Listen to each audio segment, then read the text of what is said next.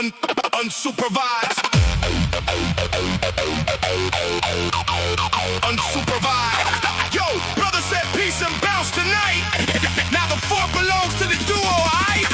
Unsupervised. Let's turn it up. Let's turn it up. It's unsupervised. They rockin' the mic. It's unsupervised. They own the whole night. Brother took the night off, left the door wide open. Now the dude and the lady got the Ford smoking. It's unsupervised. Unsupervised. It's unsupervised. Unsupervised. Turn the podcast into a straight block party. No rules, no curfew. Y'all know it's poppin'. Brother dipped out, said I'm gone. Catch y'all later. Studio empty, but the vibe got greater. Now it's just him and her holding down the spot. Mike's getting lit, crowd going hot. No third wheel telling them keep it tame. They wildin' out, screaming everybody's name. Listeners flooding in from every coast. Chat blowing up like yo, they doing the most. Drinks in the cooler, laughs in the air. Podcast turn party and they don't even care. Fort's still standing, but the roof is gone. Unsupervised energy all night long. It's unsupervised. They rockin' the mic. It's unsupervised. They own the whole night. Brother took the night off, left the door wide open. Now the dude and the lady got the Ford smoking. It's unsupervised. Unsupervised. It's unsupervised. Unsupervised. Turn the podcast into a straight block party. No rules, no curfew. Y'all know it's poppin'. Bruh.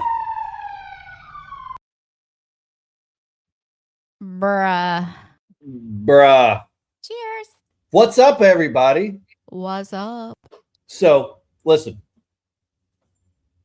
I went and I watched Monday's show because, listen, I was traveling all this week at a conference, and I watched Monday's show. You guys spent a significant amount of time talking about my appearance on the After Hours show last Friday. I didn't say shit. All I said is you were definitely not sleeping in the doghouse like everybody was saying, because I was like, listen, his dogs don't have a house. They have a bed in the house, and it's their bed. If anybody's sleeping anywhere, it's Nom sleeping on the couch. I didn't say shit. I actually kind of backed you up, but also kind of backed up Mrs. Nom. Well, guys, so I listen, I thought about it and I hemmed and hawed. I'm like, do I come in here and do a little mea culpa and say, listen, I came in and I made a bit of a mess of the After Hours show. I turned it into the real shit show that it should be. And then I'm like, no, because I'm 48. I'm free, white, and 21. And you know what? I had a good time. I had a great time last Friday. I was hanging out with one of my best friends. We played golf. We had some adult beverages starting very early and had a good time. And by the way, for the folks that were curious, no, I was not in trouble because, listen, I'm a grown man and I got up the next morning and I did all the things I had to do. I was texting you guys before you were awake. I was waiting for you to wake up. I said I was surprised because you were awake before all of us. Of course I was. Of course I was. So listen, I had a good time. I don't know if you guys had a good time, but I had a good time last Friday. I had a great time.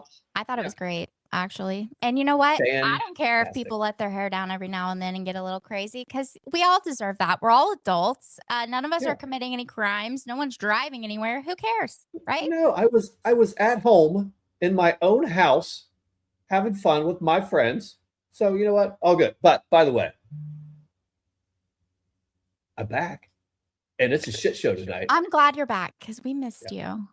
Yeah. So I've been doing some really important, interesting work stuff for the company I'm trying to build. It's going very well. We're zeroing in on a lead investor, which is going to be fantastic. We're getting super close to that. So once we do that, it's all good. I'm excited. So if anybody out there wants to invest in a startup that's 100% going to be successful, you're looking at your guy. That's a different world. If anybody actually out there is angel investing, venture capital, and you're interested in cybersecurity, and tell you all about it in an entirely different setting, but not right now. Yeah, so what are we going to talk about? I can't because I don't understand it. And I don't invest in things I don't understand. Like crypto, like when I told my husband we should buy Bitcoin when it was less than $50 a share, like that.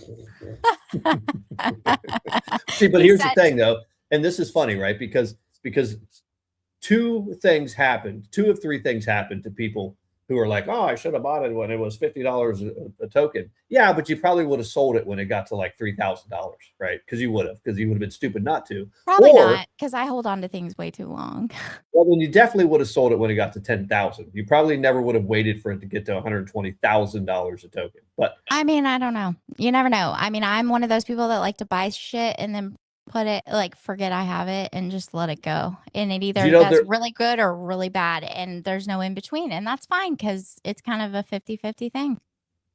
There were actually a lot of people who did buy early, like super early, like, you know, $50, $100 a token, and they didn't sell it. And the only reason they didn't is because they lost the keys to it. They lost their decryption. That's keys. So probably what would have happened to me. I probably would have never been able to access it again. I probably would have known that I had like hundreds of thousands of dollars sitting in an account and I had no way to access it, because that would be my luck. That's the story of SK. Look at you, Sally Sly. I gave the podcast a shout out in the Glenn Beck Torch Live chat and community chat today. Glenn Beck, by the way, he probably doesn't know it. He may, I don't know, but Glenn Beck is probably as formative to my understanding of politics and everything that goes with it as Rush Limbaugh was. So PatriotDad and I have been listening to Glenn Beck since, I don't know. And Glenn Beck knows who we are. Early 2000s. Just so you know, he definitely knows who we are, and he's definitely had research from us, and he's definitely used it. Just saying. We know. I know. Well, he's had Data Republican on. In fact, I've watched one of the episodes where he had Data Republican with the data interpreter. So fantastic. So what are we going to talk about tonight? SK, what do you have planned for us? I have nothing planned for you. You're going to drive this bus, and I'm just here to add color commentary and make jokes. That's going to be a super quick show. Guys, show's over. Let's go. No, that's not true, because I was sending him stuff because I saved stuff. I was ready for Wednesday, and I saved tons of stuff, and I was sending it all to him last second because I was so busy all week. And guess what? He was like, stop. The show's all full. Stop. Right. So, folks, because listen, SK was out doing SK things. She's car shopping all day. And then literally 10 minutes before the show, she sends me like 50 things. I'm like, no. Yeah, he was like, no, not going to happen. And I'm like, that's okay, because I talked about all this stuff all week long, so I can just add the actual facts. I do have a plan.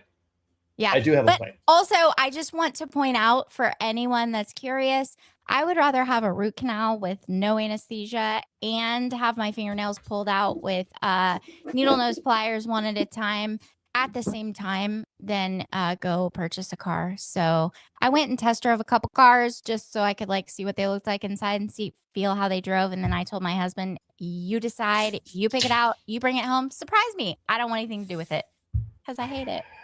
You shop for cars like, as PatriotDad said, like my grandmother did 20 years ago. But listen, that's an entirely different. That's not true. I just wanted to drive them and like see what they look like on the inside. Listen, if you still go to a car dealership without your mind made up, you're doing it wrong. You're wasting everybody's time. You're wasting their time. But I have to see what it feels like. You're wasting your husband's time. No, I have to see what it feels like. I'm not just gonna like be like, yeah, I've driven the same type of car since I was like 20 years old. Maybe 19, 20 years old for sure. And I'm 43. I've had the exact same type of car. I've had multiple, but I've had the same kind of car, model, everything, make, model. So I needed to like see what they feel like and what they look like on the inside. I mean, I can't just change. Listen, I don't do change very well, okay? I've had the same car for 9 years and I bought it brand new. And I'm like, I can just keep driving it till the wheels fall off. We don't have to get a new one. Speaking of wheels falling off, Mrs. Nom's engine in her Tahoe with 90,000 miles blew up a couple weeks ago. So yeah, I drive a Suburban, so there you go. Yeah. So I've had a new transmission, lots of things. Yeah, the 6-cylinder collapsed because that DoD system that shuts down like 2 and 4 cylinders. Yep, you got to turn that off. You have to turn that off. When I got a new transmission, you can't just it doesn't. You can't just turn. You can't just turn it off. You can't just turn it off. Yeah, there's something you can plug in and like reprogram the computer. Technology shit that I don't know about. But when I got a new transmission, guess what they did? They turned that shit off. It's only 8-cylinder all the time. Yeah. So it collapsed the 6-cylinder because there's a spring that controls one of those lifters. When they shut off, the spring collapsed. The spring broke, and now you've got a busted cylinder and you've got a bad engine. So anyway.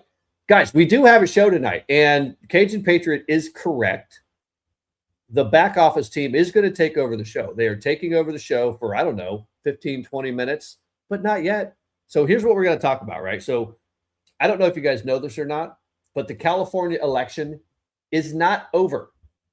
We've got an update from the Spencer Pratt campaign. We're going to talk about, everybody knows Carmelo Anthony and that whole thing, the fallout. I don't know that we need to revisit. We're not going to revisit really any of the trial, any of that stuff. I want to talk about the reactions to it, because I don't know about you guys, but I'm exhausted by these people. And you can take that however you want.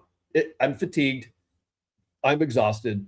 And I'm exhausted for a couple of reasons. We'll explain it. But one of them is they just don't understand what self-defense is and what it isn't. And we're going to go through all of that stuff. And then we've got the back office crew is going to take over, because there's going to be a Patriot Source Network world premiere of a back office live production. It's going to happen tonight. I have no idea what it is. SK has no idea what it is. PatriotDad, who is watching somewhere, whatever he's doing while his wife's making charcuterie board, has no clue what this is going to be. But these guys know. And then we have, actually, this is going to be a new segment for us periodically. I was watching the fallout of the Elon is a trillionaire media. So we're going to do Drunk, Nom and SK Economics for Retarded Communist segment tonight. Well, I better catch up by the time we get there. You had better catch up. I took one shot before I came back here, and I was like, that's not enough, but I had to hurry. Oh, also, please make sure you like the live, exile the chat, go like the live, go share the live on all your socials, share it all over the place, do everything you can to get this content out, because, yeah, we need more people to hear this. Yep. And then I don't know if you guys noticed the title of the show today, which is The Whole World Actually Loves America. We're going to talk about the World Cup and what I'm seeing, the reaction of all of the global visitors that are here. And it's actually fantastic. So we've got a lot to cover tonight. We've got a lot of material, a lot of media. I'm looking forward. Let's hop right into it. SK, did you know that there is an update to the LA mayor's race? In fact, the entire election in California. Did you know that there's an update to it?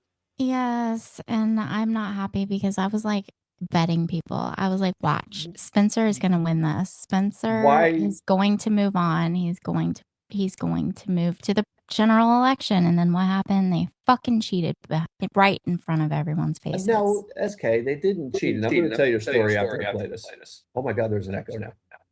Oh. So listen, they didn't cheat. This is just how elections go. Vote for me. If you want to have prosperity, vote for me and you will see. I'm gonna save the whole country. So that's right, folks. California wants you to know that voting goes on as long as it needs to. They don't actually have any limits or any rules to voting. They don't require any of this stuff. That's obviously a Babylon Bee thing, but I mean, that's about as close to reality as it can get. And frankly, we should all be embarrassed on the global stage of how ridiculous and disgusting these elections are. I'm not going to go through really any of the nonsense, the shenanigans. I think these guys covered it all very, very well while I was gone. But Spencer Pratt did put out a message today. SK, did you see this message that Spencer Pratt put out? And I'm playing this because I want to set the tone for the rest of the show. I did. I want everybody to know that.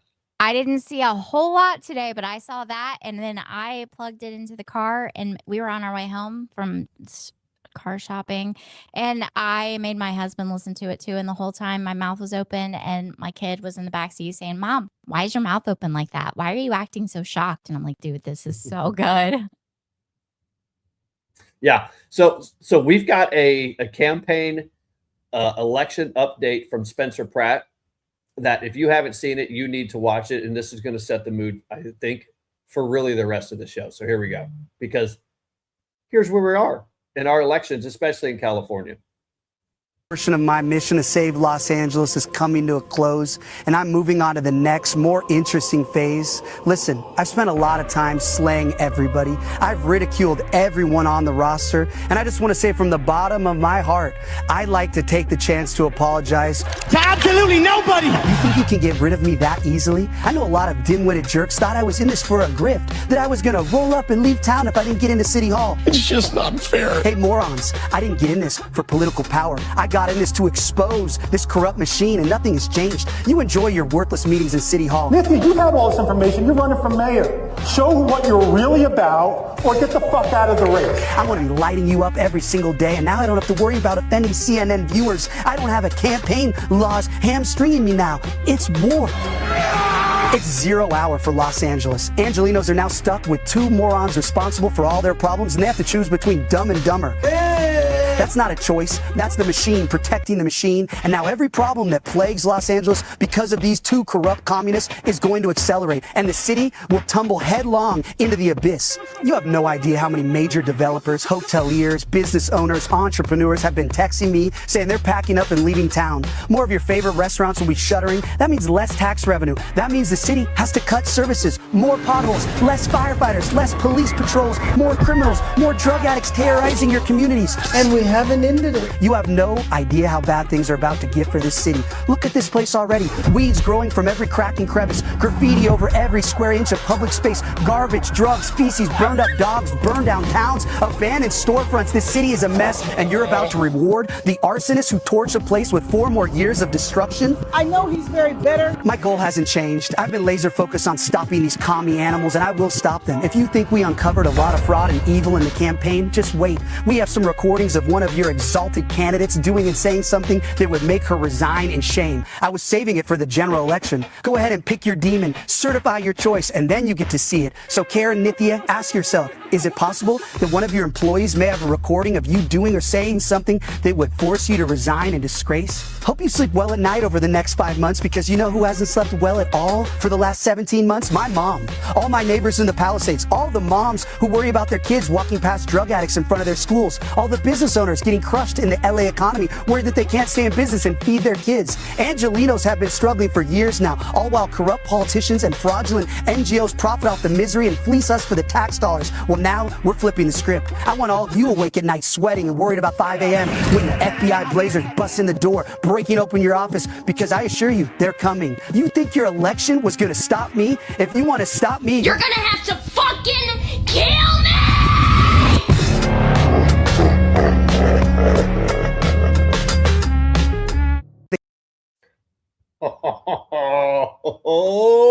So good, you guys. So that's right. Freaking good. You want to stop him, and frankly, and I think this is something that the left hasn't quite figured out. You're going to have to kill us. Like literally, you're going to have 100%. Like, Cold 100%. dead hands, bro. Cold Yeah. dead Yeah. hands. We're done. We're done with the corruption. We're done with the bullshit. All of us are done. Done. D-U-N. We are Capital D, triple N. Done. D-U-N-N-N. Done. That's right. So listen, I'm going to tell you a story. Okay. So, I have a friend of mine who is involved in Southern California politics. I'm not going to tell you where. He's the chief of staff of somebody important down there. And I've had several conversations with him about what the actual hell is going on with California elections. And here's what he said. He said, Nom. He didn't say Nom. He doesn't actually know who Nom is. Well, he may. I think he may watch, but that's not what he said. He said, Nom, the one-party system in California, this is a lot of people need to understand, because they're like, there's election fraud and all this stuff going on. No, there's not election fraud going on in California, because the one-party system has actually legalized and completely enshrined into their state election laws fraud. They just have. And there's no way to stop it, because everything that they have passed as far as election laws is meant to allow fraud. And now, because of Gavin Newsom, it is illegal to even investigate claims of fraud in that state. And that's what you get. So, I mean, we asked the question the Monday night before Election Day, a couple of weeks ago, if it was bad enough yet. Maybe it was last week. I don't remember. It was 2 weeks ago. If it was bad enough yet. And the answer to that is it might be, but we'll never know because the one-party system and totally legalized election fraud will never allow you to find out. So I don't know what's going to happen. I know that Todd Blanche, the acting attorney general, who is on a fast track to confirmation to be the full attorney general, and the U.S. attorney out there in California, they've got some things up their sleeves. They know what has gone on. And SK, as you were saying on Monday's show, it is Congress's job to make sure that we have a Republican, little r, not big R, little r form of government. And a Republican form of government requires that you do not allow election fraud. Like, for instance, the ability to register people to vote, homeless people with gym cards and all that shit. But there's so many, there's so many things. Are you saying a Republican form of government also forbids paying people for votes and like 100%. random dumps where 100% the does. person that's in the lead like gets like hardly any votes sent in and their 100%. percentage of the vote goes way down and the person that's in third goes way up like this? It's just weird. Yeah. Weird. So, I mean, all of that stuff is going to be flushed out. But listen, I mean, at the end of the day, California is going to get what California has created. And it is, you know, what's good. The ultimate result of the one-party system that they've created, we're watching it happen because, and this is actually happening all across the country. I don't know if you guys notice this or not. I'm sure you do. We talk about it quite often. But the largest migration that this country has seen since the move to explore the West, you know, everything that entailed to move out through the whatever those trails and all that stuff was to get you to Montana and California. And we have the largest migration. We have a what? Rumble rant. Oh, we do. Is it still echoing? Just a little bit. It's fine. Well, it's because the power went out, I think, and now all my stuff's jacked up again, and I can't fix it. You've got gremlins in your sound box, your little sound machine down there. So you're right. Thank you, Clipmaster Jake. This is timely. I saw it up there. Family Crest, $10 Rumble rant. Third world countries can count millions of ballots in the same day. You're right, they can. And again, I'm gonna explain this to you. The reason why they cannot is because the ability to inject as many votes as they need is literally written into state law. This is not incompetence, okay? What is going on in California? It's not incompetent for them to say we just can't count all of these ballots as quickly. No, their state law allows for the opportunity for them to go out and find as many people to fill out as many ballots as they possibly can. Guys, we've talked about the voter roll credit system before. This is exactly what happened in 2020. And here's how it works. And it's why you see Democrats fighting against cleaning up voter rolls or turning over their voter rolls as hard as they do. Because the dirtier the voter rolls are, meaning they've got people on those voter rolls who have no business, they're dead, they've moved, they're illegal aliens, it doesn't matter. Basically, they have a credit limit. They've got actual voters, and then they've got all this other mess of credit limit voters that they can go out and find someone to pretend to be that person on that roll, mark literally an X. They will literally accept an X as a signature for that voter registration and then try to match it later on. If they have enough dirty voters on the dirty voter roll, they will always be able to inject as many ballots as they need to, as long as that credit system allows them to, which is why they are fighting tooth and nail against the federal government from turning over those voter rolls, because they're going to find it. They're going to find out exactly how corrupt all of this. And it's not just California. It's every Democrat blue state that you see fighting against turning these voter rolls over. It's because they are operating under the same premise that as long as we have a percentage of our voter rolls that are dirty, that we can leverage and we can send mail-in ballots to, we're always going to be able to win and inject just the right amount that we need to win. That's just a fact. I'm sorry. And people can complain about it all they want. They can say that we're making this shit up. It's just a fact. Because these political parties, when they are involved in these elections, they can look at the voter rolls and they can see who has already returned a ballot and it has been processed as being returned. So they know exactly who has not voted yet. So that's all they need to do is say that person hasn't voted. Oh, and by the way, that person hasn't voted in, I don't know, the last 2 elections, meaning they're not really a real person, or they're gone, or they're dead, or they're an illegal immigrant or whatever. We can just go ahead and spin up a ballot for them and get it into the system, because we can't investigate it now in California either. That's how the system works.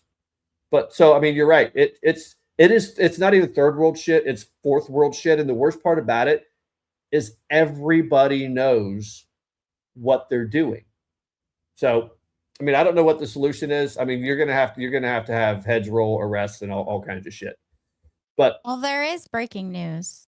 I mean, I missed it. It's breaking to me anyway. It's from 51 minutes ago. Trump posted on Truth Social, at my direction, the United States Southern Command delivered a swift and lethal kinetic strike to successfully execute Nino Guerrero, the infamous leader of Tren de Aragua, one of the most bloodthirsty terrorist organizations on planet Earth. Before I returned to office, Joe Biden opened our southern border to millions of illegal criminals and allowed this foreign army to rape, maim, and murder American citizens with total impunity.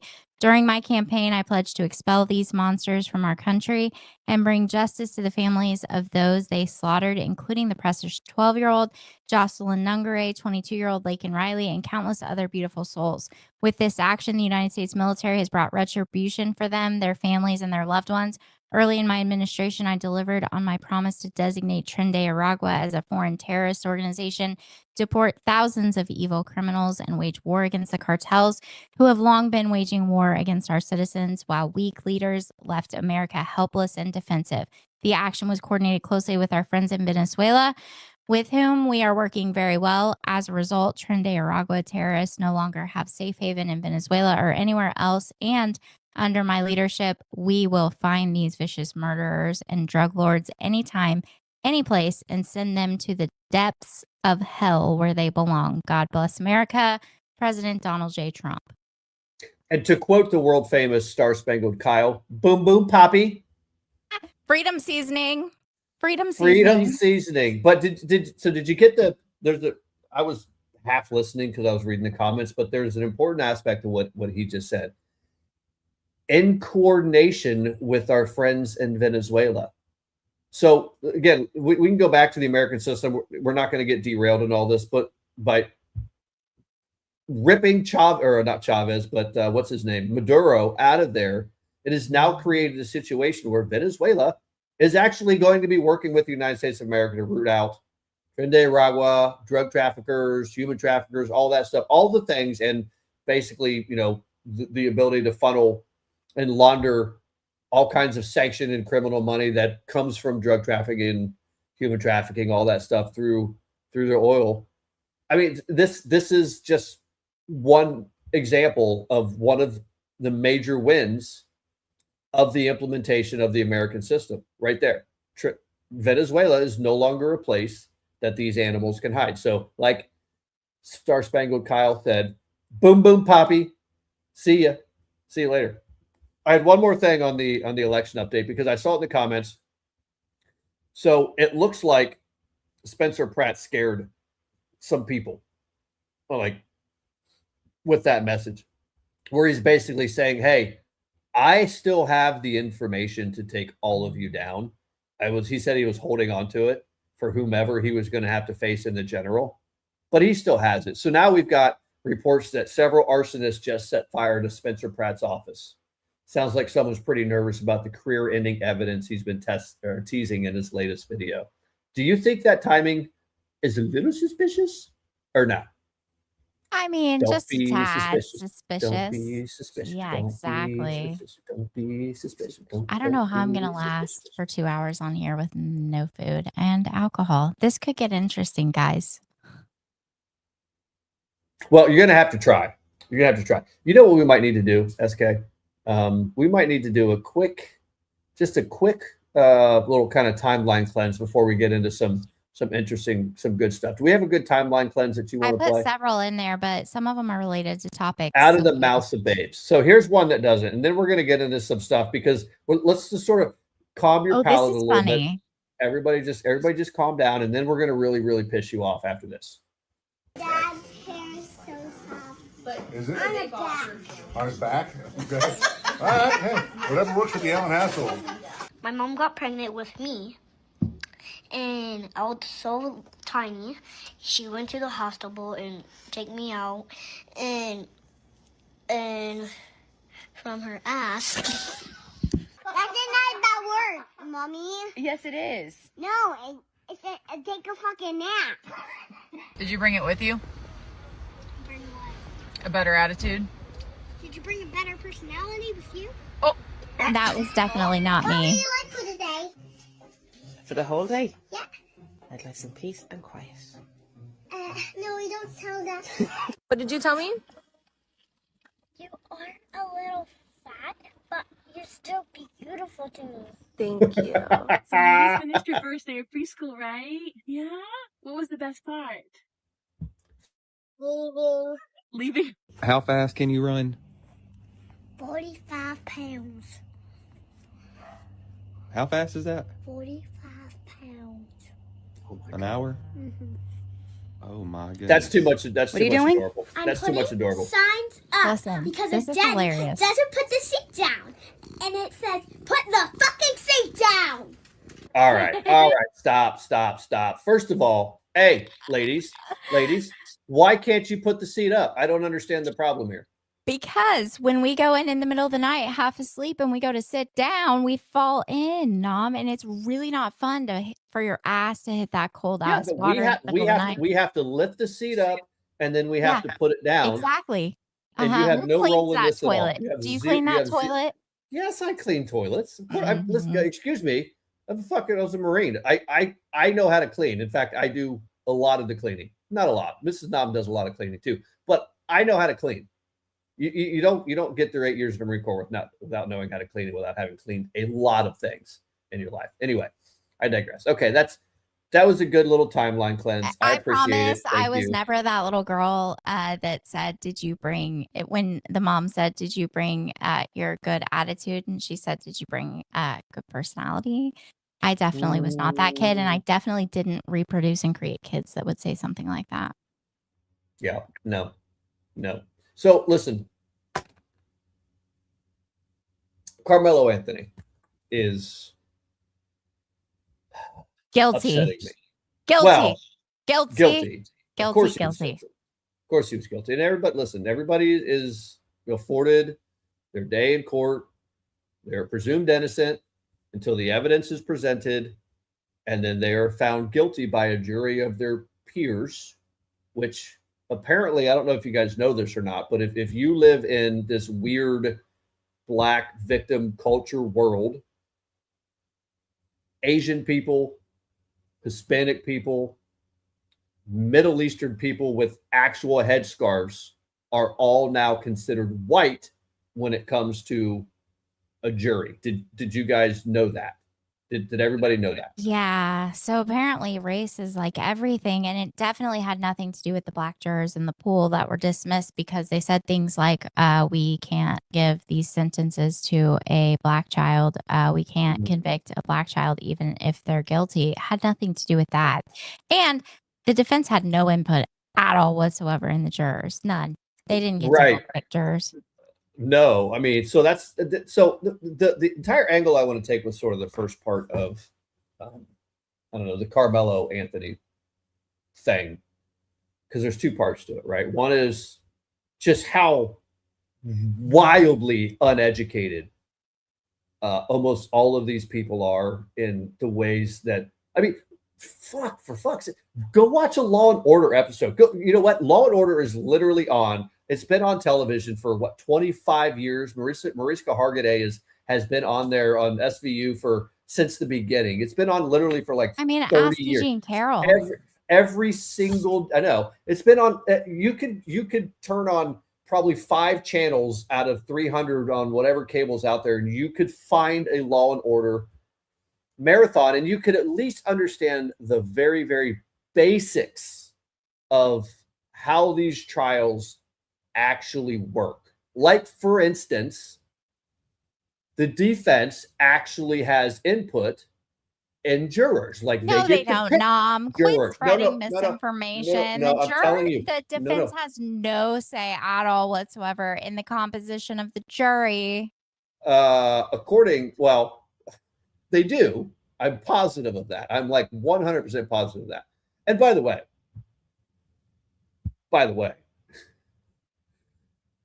can we spend about 3 seconds talking about why Carmelo Anthony had a public defender, a white public defender? He didn't have a public defender. That's a rumor. Nope. Oh. In the very beginning, they filed the papers for indigency or whatever it's called, and there was a lot of pushback. Yeah, well, and there was a lot of pushback, and they ended up hiring that Howard guy and his team. There were a team of defense lawyers, and this is like kind of a big criminal defense attorney in the Dallas area. This isn't like some like scraping the bottom of the barrel defense attorney just so you have a defense attorney. This was like a pretty high-powered, well-known defense attorney in the Dallas area. But aside from that, I can't get past the fact that people are defending this at all. If the jury was blind, completely blind, and told all of this information, sat in the courtroom and heard all of the testimony and all of the information, every single one of those people would have come to the same conclusion. I don't care who you are, your actions have consequences, and the correct response for someone asking you to leave and you saying, fight me, bro, hit me, see what happens, fight me, whatever. And the other kid saying, I'm not going to fight you. I'm not going to fight you. I'm not going to fight you repeatedly, including most of the kids that testified for the prosecution and confirmed exactly what happened were Black, by the way. How can you think that when somebody just bumps your shoulder in testimony, it was described as a bump? I thought about getting these transcripts, but then I was like, I don't even think it's worth it because it's pretty cut and dried. Your response to somebody bumping your shoulder is not pulling out a knife and stabbing someone in the chest. Sorry. Yeah. So, Force Strike, a YouTube super chat. Thank you. $4.99. Notice how very few white liberals are speaking up about this trial. I hadn't actually noticed that, but I think you're right. There are a couple of them, and they should be roundly mocked. SK, I know you sent a few of them in a chat. It was like 38 seconds before we were going live, and I couldn't bring them in. But you're right. But most of the fallout that I'm seeing is coming from Black Americans. And I got to be honest with you, I truly, truly believe that there are folks who are trying to make this a 2026 version of George Floyd. Except the problem is all they are doing with this, in my opinion, I'm sorry, and I'm gonna probably piss some folks off, and I'm actually not sorry about this. All you are doing is you are explaining and proving why the entire country is tired of this. Like, we are fucking exhausted with this behavior. Like, completely exhausted with this behavior. This was murder. Okay. And I know that because the jury actually was given the option of manslaughter. And by the way, I went back and I watched the Monday show. I don't know if you know this or not. You guys were talking about like first degree murder, stuff like that. In Texas, they don't have an option of first degree murder. You don't have to prove premeditation. But there's no first degree murder in Texas. There's capital murder. There's just murder. And then there's manslaughter, right? I have the jury instructions. I know you do, and in fact, I've got the jury instructions here. I pulled them up. let's go to yes, that's the page we need. So look here, it says bodily injury means physical pain, illness, or any impairment of physical condition. Deadly weapon means anything that in the manner of its use or intended use is capable of causing death or serious bodily injury. Serious bodily injury means bodily injury that creates a substantial risk of death or that causes death, serious permanent disfigurement, or protracted loss or impairment of the function of any bodily member or organ. And then it says, real quick. No, hold on, real quick before you move off of that, because this is so incredibly important. This term definition, right? Bodily injury, deadly weapon, individual and serious bodily injury. The reason why this is in the jury instructions, folks, is because Carmelo Anthony claimed self-defense. he claimed an affirmative defense, which says, by the way, yes, I killed him, and I did it because I was defending myself. And the only way that you can actually claim self-defense is if you had a reasonable belief that you are at the risk of serious bodily injury or death. So the reason why serious bodily injury is up there, because that's one of the elements that you have to prove if you are going to claim self-defense. So let's read this again. Serious bodily injury means bodily injury that creates a substantial risk of death or that causes death, serious permanent disfigurement, or protracted loss or impairment of the function of any bodily member or organ. Yeah. Does a shove rise to the level of serious bodily injury? No, and neither does a fist fight, especially when they're lying about the weight of the people and the size of the people. But that doesn't matter. Right. These are both 17-year-old kids. A fist fight isn't going to cause any of those things, especially with as many people and adults that were around and in the vicinity. It would have been stopped even if the size difference was what they said it was. It would have been stopped before there would have been risk of death or like impairment of bodily function or use of a limb from a fist fight between Austin and Carmelo Anthony. Now, let me ask you a question, SK, because I saw almost immediately comparisons to Kyle Rittenhouse and all those things. So here's a question, right? So serious bodily injury or risk of death. Serious bodily injury. If you get hit in the head with a skateboard while you are being surrounded by at least 3 different people who have said we're going to kill you, and you get hit in the head and potentially knocked unconscious for that mob to do whatever they want with you, would that rise to the level of serious bodily injury? Absolutely, especially when you're on the ground and the person is above you and they're bringing these skateboards from over their head with their whole weight of their body onto your face. Because that's a blunt force. That's a blunt force impact to your head. You get knocked unconscious, and then you basically just get mauled to death, or you get shot or whatever, right? So the comparison is just probably one of the literally the most retarded fucking things I've ever seen. So stupid. But what would you expect from people who don't understand any of this? They don't understand this. So let's move on, because wait. This is important. And when it says offense definitions, it says a person commits murder if he intentionally or knowingly causes the death of an individual. A person also commits murder if he intends to cause serious bodily injury and commits an act clearly dangerous to human life that causes the death of an individual. A person commits manslaughter if he recklessly causes the death of an individual. So if you are a reasonable person, a person acts intentionally with intent or with respect to the result of his conduct when it is his conscious objective or desire to cause the result. A reasonable person that pulls out at least a 3.5-inch knife and plunges it into a person's chest where their heart is located definitely does not think that there isn't going to be serious bodily injury or death. That a reasonable person knows when you stab someone in the heart, it's going to cause serious bodily injury or death. Yeah.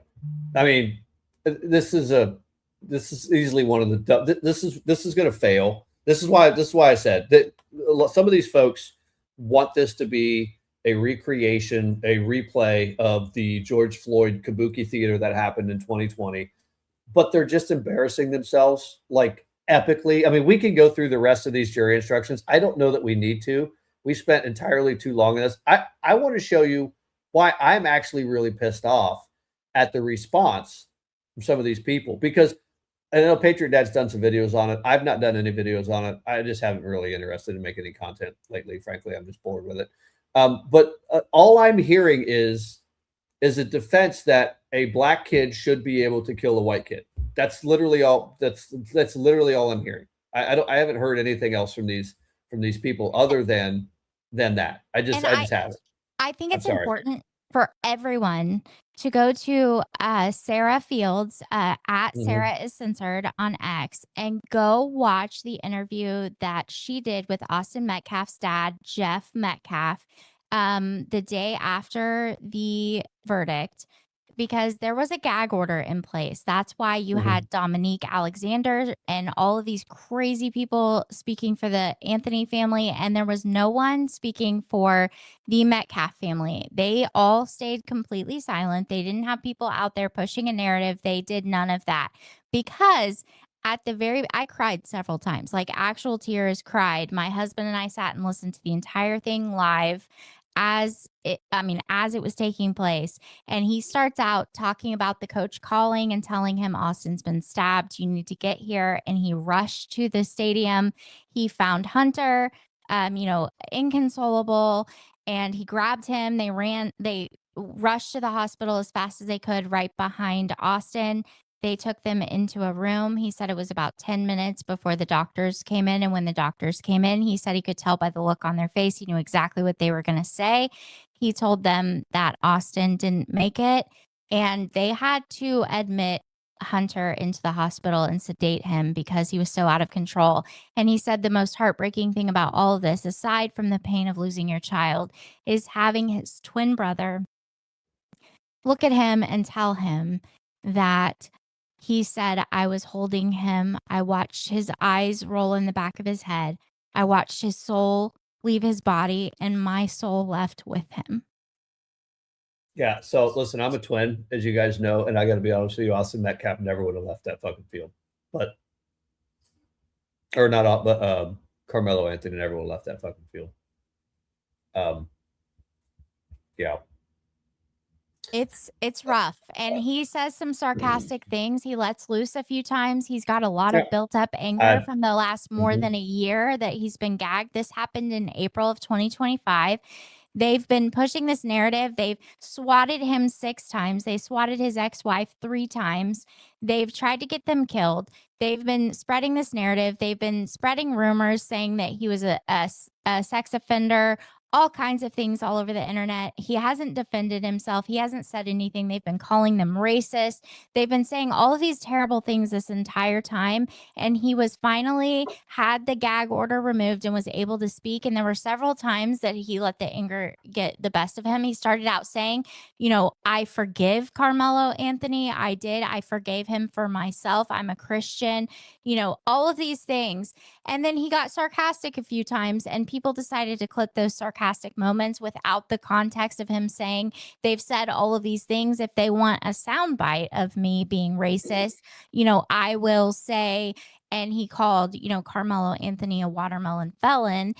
And he was like, but that's not how I feel. Like, he went on to say, that is not how I feel. He feels bad for Carmelo Anthony. He hates it that he's had to lose his life. But at the same time, he wants justice for his child. And he doesn't think that, 35 years is long enough. 17 and a half years before the possibility of parole isn't long enough in his mind. But also, he accepts the verdict. He accepts the sentence. He accepts all of that. This is just a terrible situation all around. And if you get an opportunity, you should go listen. I agree with that, because there is one particular creator who calls himself a journalist, is in Washington, D.C. He took that interview and he intentionally cut out the beginning part of it and the ending part of it. So the only thing that he captured was the watermelon felon part of it. He did it intentionally because the context was there. It's no different than what they've done with President Trump over and over and over again. And that thing went absolutely buck wild. It went so wild that Sarah Fields herself actually tagged Nikita, the CEO of X, and was like, this is intentionally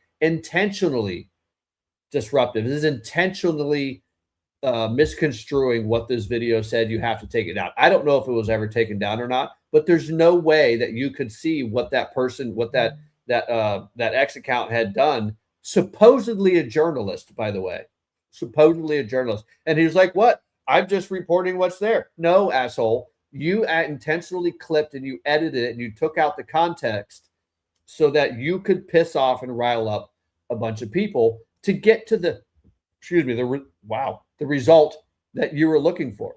And what is the result that they were looking for? Well, this is what they're trying to get. I'm so proud of y'all for killing that white boy. See, this is why I have a problem with white apologists and white guilt and white all these things. Why do you have any guilt? These people hate you. So to be a white liberal, you literally are saying, yeah, spit in my face. See, they not used to this shit happening to them, y'all. My only problem is... Let's back up a second, bucko. They're not used to losing their lives to black people? More white people are I screwed up. Now I'm screwed up. I wasn't supposed to play that video yet. This is the video I was supposed to play. And I was going to play this. I had them out of order. This is the one that I'm supposed to, because there actually are some sane people out there, right?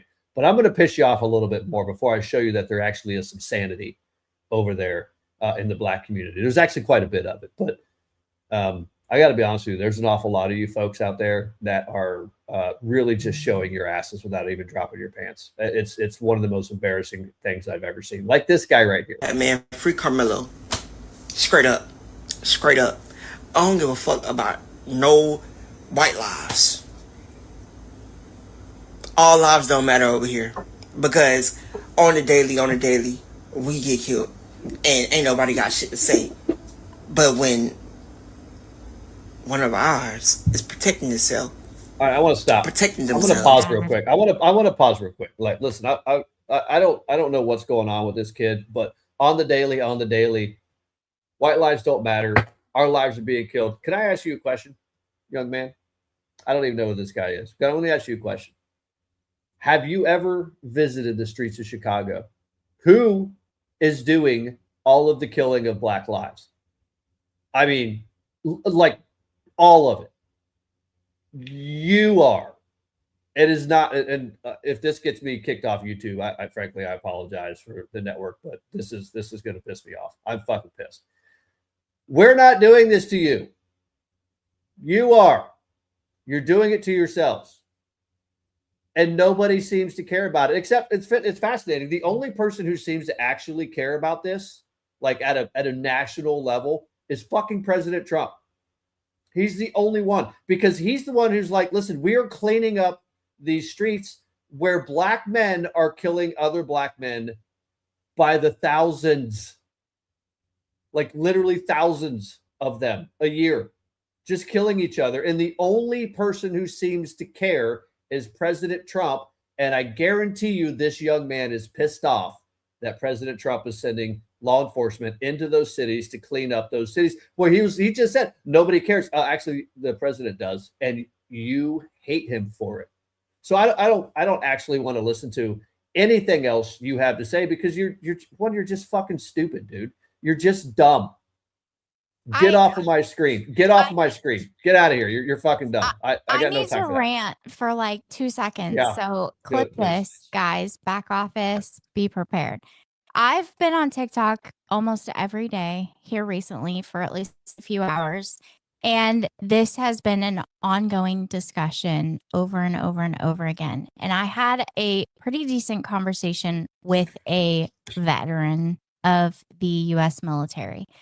And he came up, all totally on Carmelo Anthony's side. This is racism. This is wrong. He shouldn't be in jail, all the things. And I was like, here's the deal.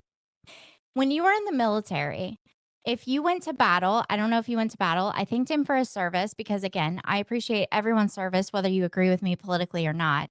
But I said, when you're in the military and you're on the battlefield, no one is looking at their fellow soldier and saying, I can't help that person. Their skin's white or their skin's black. You're all Americans on the battlefield. And here's the deal. Our enemies are not looking at the United States, seeing black and white and Indian and Asian and all of this is the melting pot. We have people from every single country in the United States of America. Our enemies are not looking to the United States and seeing black and white and brown and whatever. They are seeing Americans. I want to stop you. On. Okay. Hold on. Right. But hold on. They are seeing our enemies see Americans. They don't give a shit what color your skin is. They're seeing Americans. And we have to quit allowing this crazy division in the United States over the color of people's skin because no one gives a shit. I've never one time been on TikTok debating someone and thought, I wonder what color their skin is, because most people don't have their cameras on. And I literally have never thought that. I've debated with people for months at a time, people I was really close to. One of my good friends turned his camera on. I was like, bro, you're black? What? I had no idea. He thought it was hilarious. I literally had no idea, because not one time did I ever think, I wonder what color his skin is, because I don't give a shit. I don't care. None of us care. We have to come together under the American flag, standing firm on the Constitution of the United States of America. Skin color does not matter at all. And to our enemies, we are Americans. You are an American if you are speaking English like you come from the United States of America. Our adversaries consider you an American. They don't give a shit what color your skin is. Period. Except, so listen, SK, you are right. They think about, from an adversarial standpoint, they think that we're Americans and we're the enemy. However, they do know that a way to sow discontent in our country is to drive in this narrative. And we see Iran doing it. We see China doing it. Almost all of these bots they know exactly which buttons to push in our country, because the Democrats, the left, and the media have spent literally decades creating this situation where they have isolated and they've put people in these tiny little boxes, and they've made those boxes just bash up against each other. And our adversaries know it. And they pay to take advantage of that. 100%. Just to stir shit up in our country. Exactly. Yeah, no, I agree this is being pushed by our adversaries. This is being pushed by the color revolutionaries. This is being pushed intentionally, and you guys are falling for it, when most of your fellow Americans don't give a shit what color your skin is. Everyone just cares if you're a decent person or not. No one cares. There are this teeny tiny percentage of people on both sides that care. On all sides, there are racist assholes everywhere. But you know what? We're also in the United States of America, and the Constitution allows you to have hate speech and to say crazy off the wall shit. And I will fight for your right to be an asshole all day long. If you want to go out into the town square and say the N-word, go for it. You're not free from your consequences, because somebody might punch you in the throat. But you can do it, because you're not going to go to jail for it. The government is not going to come after you for hate speech, period, unless you're inciting a crime. But most people don't care. Those assholes are teeny tiny percentages on both sides. They exist, yes, but they're tiny percentages. And like in the 90s, it was basically dealt with. Everyone laughed. We had comedy. We had free speech. Everyone laughed at all the stereotypes, including our own. Everyone laughed and got along just fine. And then it's like Obama came into office and everyone was trying to do this identity politics bullshit. They pushed all of these, shootings on the public as if they were racially motivated. It's just crazy. We cannot allow the government to divide us. The government is terrified of a united people. And when we unite under the American flag, standing firm on the Constitution of America, the federal government's fucked. And that's why they want this division, period. Yeah. Well, the good news, SK, good news is we're going to wrap this segment up, and for the back office crew, get ready, because you guys are up. You guys are on deck within a matter of seconds. I want to say, listen, there are. I don't think that this is working, frankly.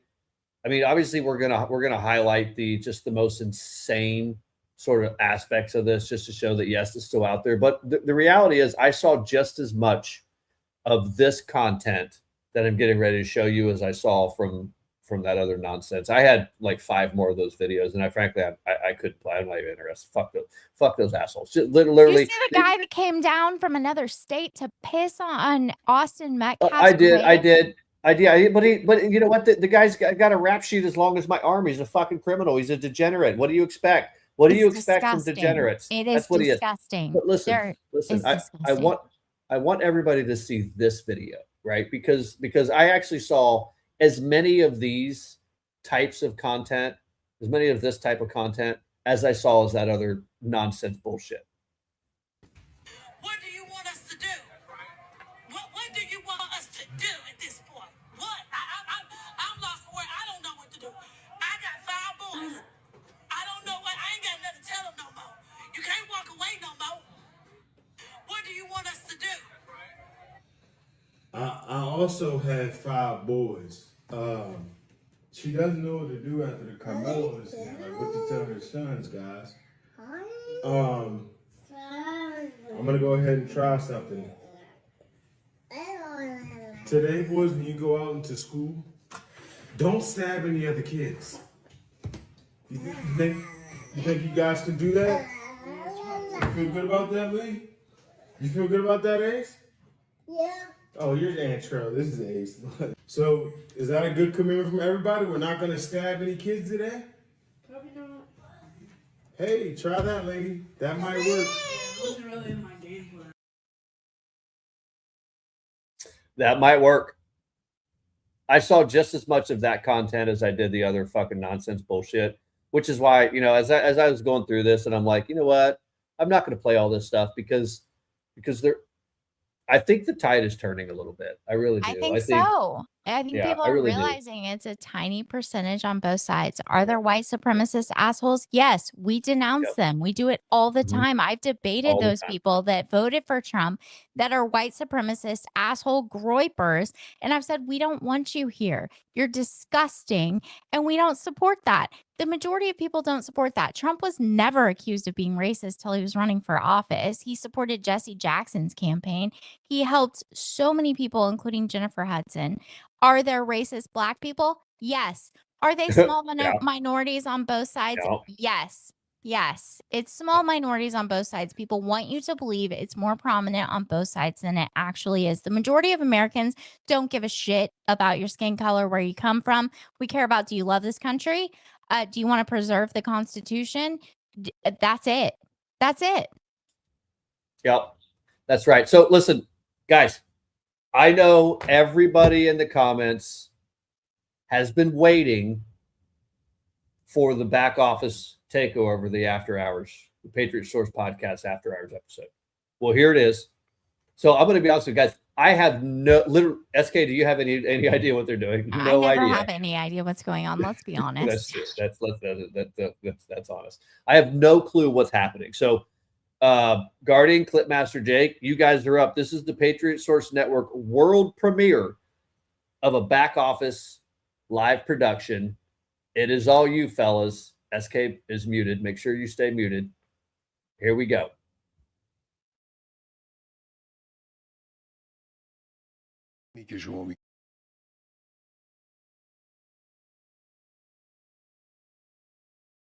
که شما بگید مرگ در آمریکا یه شعار نیست صرفاً.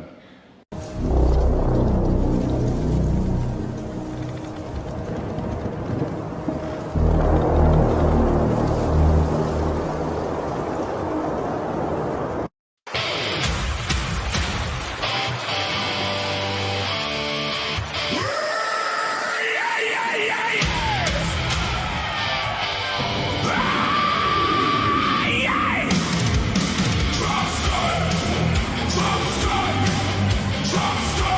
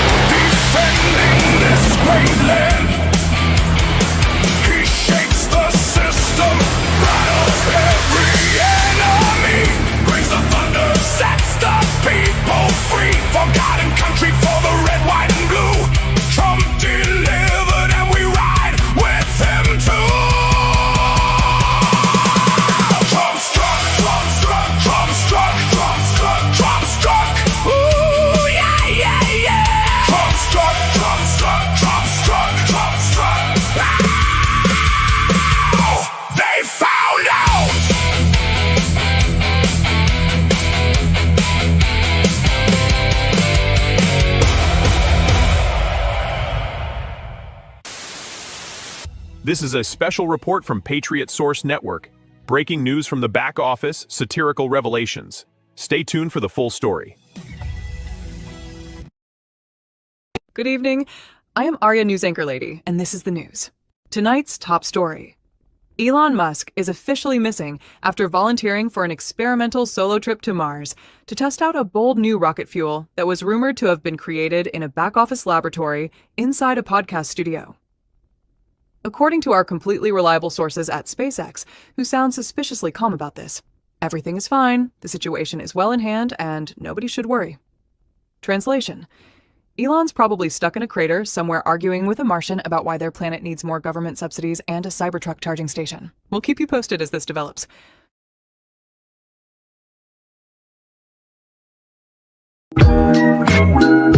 Introducing products from the Patriot Source back office. That's right, fresh from the cluttered glory of the back office, we bring you revolutionary satirical products that Big Woke doesn't want you to have. These products are 100% made in the USA, specifically the 87 square foot back office behind the podcast studio.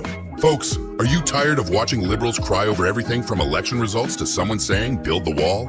All that premium salt water just evaporating into the atmosphere? Well, the boys in the Patriot Source back office got bored in the back room and said, enough. Introducing the all-new Liberal Tier Harvester, Model 47. This bad boy captures, refines, and bottles Liberal Tears faster than Jake can finish a bag of beef jerky. Loaded with 2 patented back office components, the doohickey and the whatchamacallit. Combined with some engineering know-how and some highly advanced mathematics, this sucker is the perfect mix of incredible and what the fuck. First, the doohickey, your high-tech capture nozzle with built-in safe space sensor. Just point it at a triggered liberal and watch the magic. It auto-activates at the first sign of pronouns in distress, microaggressions, or someone saying biological reality. Just activate the doohickey and boom! Tears are sucked up faster than CNN ratings on election night. Then it flows straight into the whatchamacallit, the transition powerhouse running on pure American spite and one 9-volt battery. It filters out the virtue signaling, concentrates that premium liberal saltiness, and turns it into usable and unstable kaboom fuel. Does everybody remember the MAGA Diet Coke bomb?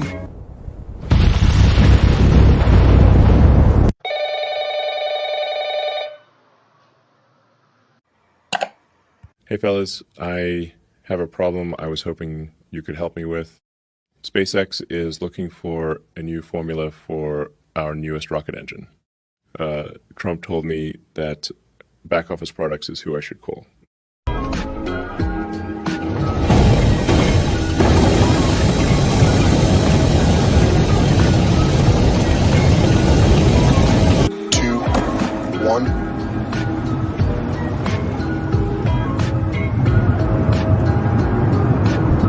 We have liftoff. Go Super Heavy. Go Starship.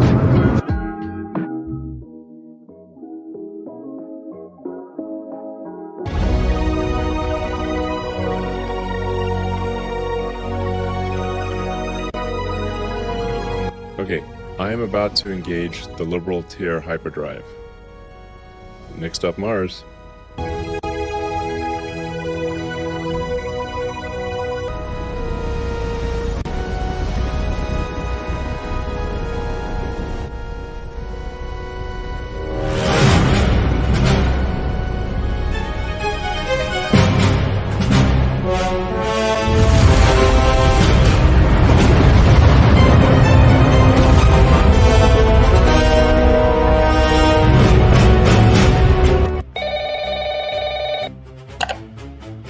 Guys, apparently even liberal tiers have a thing for dictators.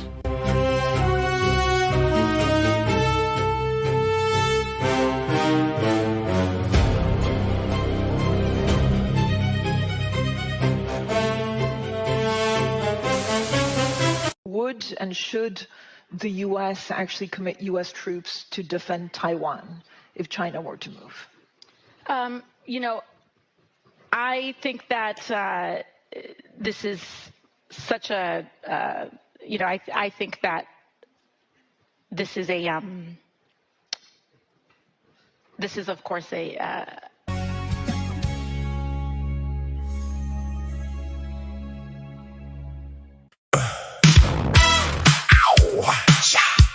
Sandy, are you okay? So Sandy, are you okay? Are you okay, Sandy?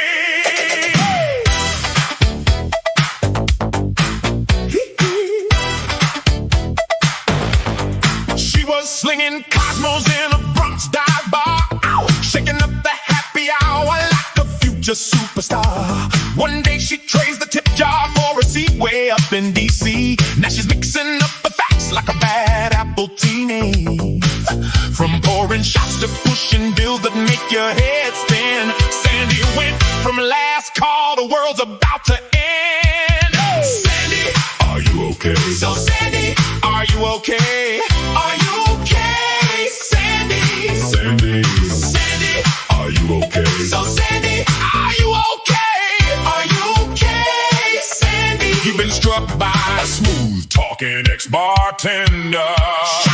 She hopped on the mic and dropped the bomb real quick. 12 years left, y'all. The planet's gonna quit. No more burgers, no more planes, just bikes and solar dreams. While she's flying to fancy climate conferences in between. Cows are farting up a storm, that's the real emergency. Sandy says we gotta tax them or face eternity. You've been hit by, you've been slapped by a policy pina colada gone wrong. Then she hit the world stage trying to sound so wise, talking Venezuela like she's reading from cue cards and lies. That nation's down below the equator, y'all hands off. Girl, it's north of the line. Google Maps is calling your bluff. Unemployment's low, it's just 2 jobs they got. Mixing up the numbers like she mixed up shots. Sandy from the burbs, nickname from Yorktown Heights. Now she's playing Bronx boss with those policy frights. Used to wipe down the counter, now she's wiping out logic every time she opens her mouth. Pure comedic logic. Ow! Sandy, are you okay? So Sandy, are you okay? Are you okay, Sandy? Come on, Sandy, are you okay? So Sandy, are you okay? Are you okay, Sandy? You've been struck by smooth talking ex-bartender with a microphone. Ouch!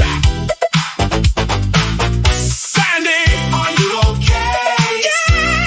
Yeah. From tip jars to Twitter wars, what a career arc. Sandy, are you okay? Keep the world laughing, girl. You're doing God's work.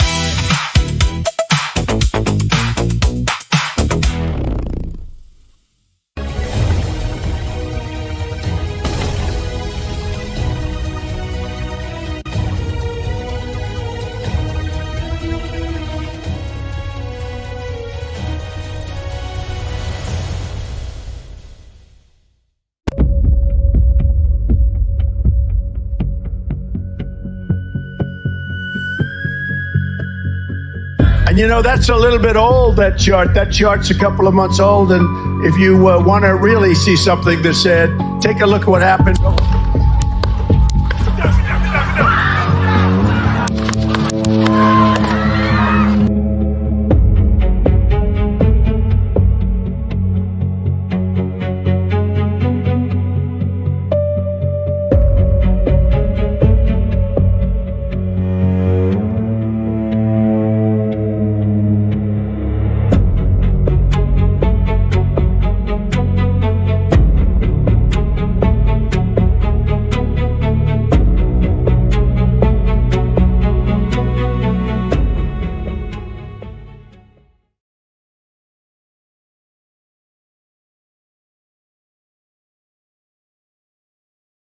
No one knows how many people have died in the crackdown. We may never know. Our own CBS News review of hospital figures indicates that at least 300 have died. The figure may be as high as 3,000 or more.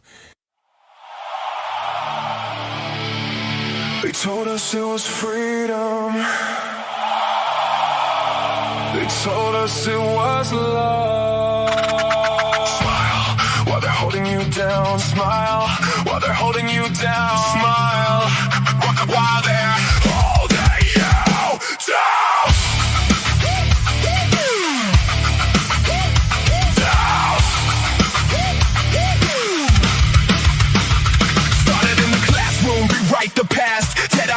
you make the future match.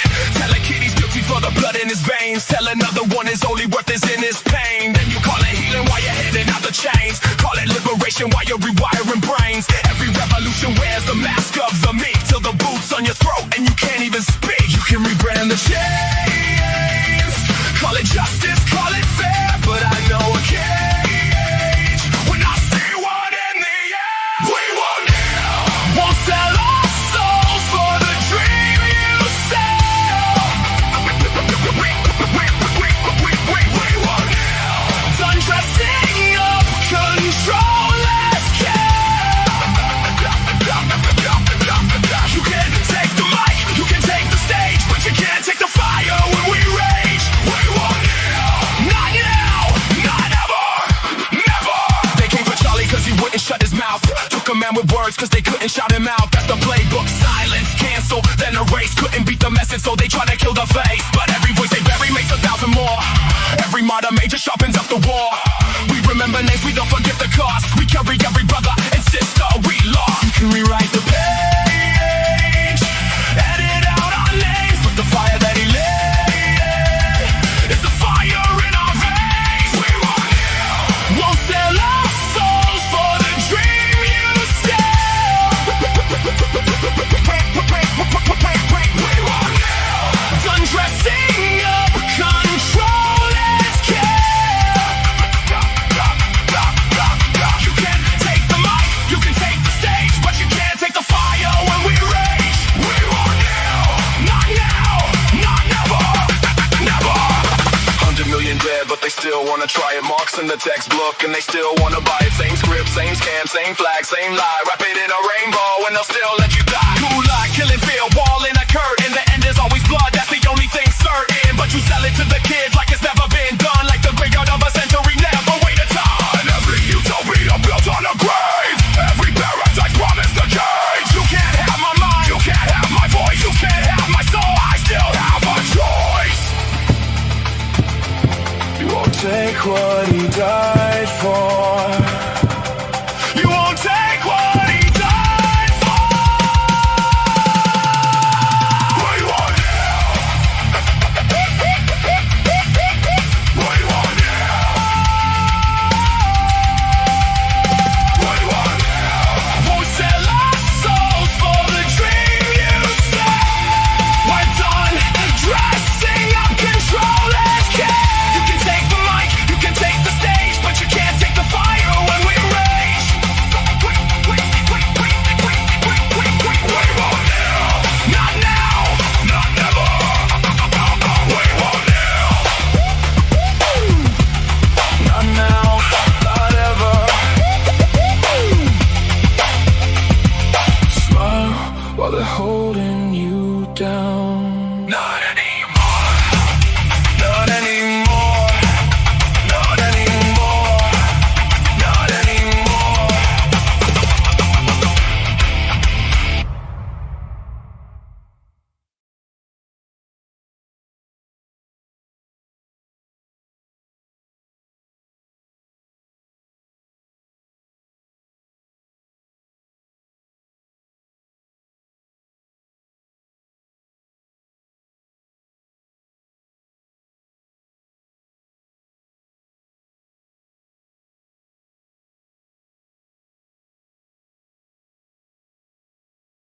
Wow. You guys, that is so good. Nom, you're muted. I see. What the? I'm assuming that. Wow. That Holy. was amazing. First of all, we have a super chat that says, "Don't Yeah. tread on me" for $17.76. Go patriotic critical thinker. That is amazing. Thank you so much. Also, what I took from that is that this country is worth fighting for. And for the 250th anniversary, birthday, whatever you want to call it, of the United States of America, the greatest country on the planet, we all need to get a little more Spencer Pratt in us. And you're going to have to fucking kill us if you want to try to take this country from us. We will not allow the color revolution. We will not allow our foreign adversaries to take over. We won't allow it. We all have to understand that this country is worth fighting for, and we will continue fighting peacefully unless otherwise provoked, to keep this country and maintain it for our kids and our grandkids and our great grandkids and for generations to come. Guys, I'm blown away. So listen, what I took from that was I was watching the chat, right? I mean, the music, everything, everybody, I hope you all understand that that is all original audio, right? None of that is taken from anywhere. That's Guarding the Grid, that's MAGA Jake creating that music, right? That all of that is 100% original. I was watching the chat, and the tight-knit group and family, that's it. Every single person in that chat that is here every single show, they were waiting for this to happen, and they were excited for it. It was so fantastic. I mean, guys, I'm blown away. Family. This is the Patriot family in the chat. We love you guys. We appreciate you. This is all P0s, like original folks. They get on here every day. Some of them say a prayer when they first get here. It's fantastic. They ask about their day. They ask about, surgeries and all that other stuff. We talked about that, but everybody in the chat was literally waiting for that. I think they were blown away. It was fantastic. And I got to tell you, and I think I've mentioned this before, but I got a good friend of mine who's watched all of our episodes. He's never in the chat. He watches it later while he's flying back and forth from North Carolina and Tampa for work. And he watched like episode 81 or whatever. And he texted me. He's like, I don't know who's doing all of your guys' media stuff, but they are absolutely freaking killing it.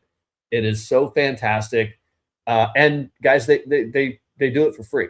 They do it for free. They were probably one of the first like 20 people that found our show, and they do this for absolutely free. We talk all the time. Sometimes they wish we talked more than we do, but we get a little busy sometimes, but they're just here. They're in it. They love it. They do this stuff for fun. And I know Guarding the Grid used to be a DJ, and you can tell, you can see in how he sort of arranges some of this stuff, especially the end of that with the lights and the sound. It really was fantastic. I just want to say thank you guys. We need to figure out how to clip that up and into different parts, because I think individually there's different segments that are plenty of different segments there. Yeah, that are incredibly useful. It's fantastic. I mean, we still had other parts of the show that we wanted to do, and we're still going to do them. There was one comment here. So when we got onto the Elon part, and as a matter of fact, I don't know if you guys know this or not, but we actually have a segment that we didn't plan this at all. Let me see if I can find it. We didn't plan the Elon portion of that live premiere with what's going on right now in the news. But oh yeah, today was a big day for Elon. It literally lined up. Where is it? MC Hammer 2? Hold on, that's too early. No, it's not. Hold on. I want to find this comment, guys. Jake. Hold on. We missed this. $1.99 from the Fourth Strike. So awesome. Great work, guys. Where's my beef jerky? I want to go back to this because there were some comments in here. Elon needs to be abducted. I'm sorry. I don't know about that. Here we go.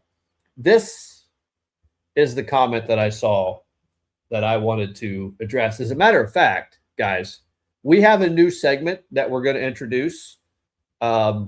And maybe it only works on unsupervised after hours episodes, because it is the Nom and SK drunk economics for retarded communists. And Dash, I'm not saying you're a retarded communist, but we're going to answer this question right after this segment.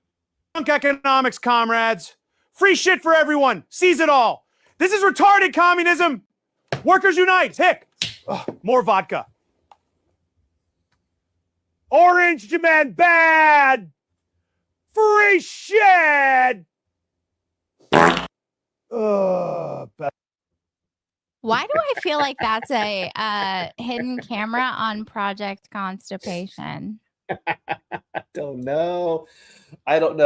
But I mean, the absolute total meltdown that happened today because Elon Musk, for those of you who don't know, we'll give you a little bit of backstory. So SpaceX today opened their IPO, the initial public offering, and the IPO and the amount of shares of the company that Elon will own will have made him a trillionaire.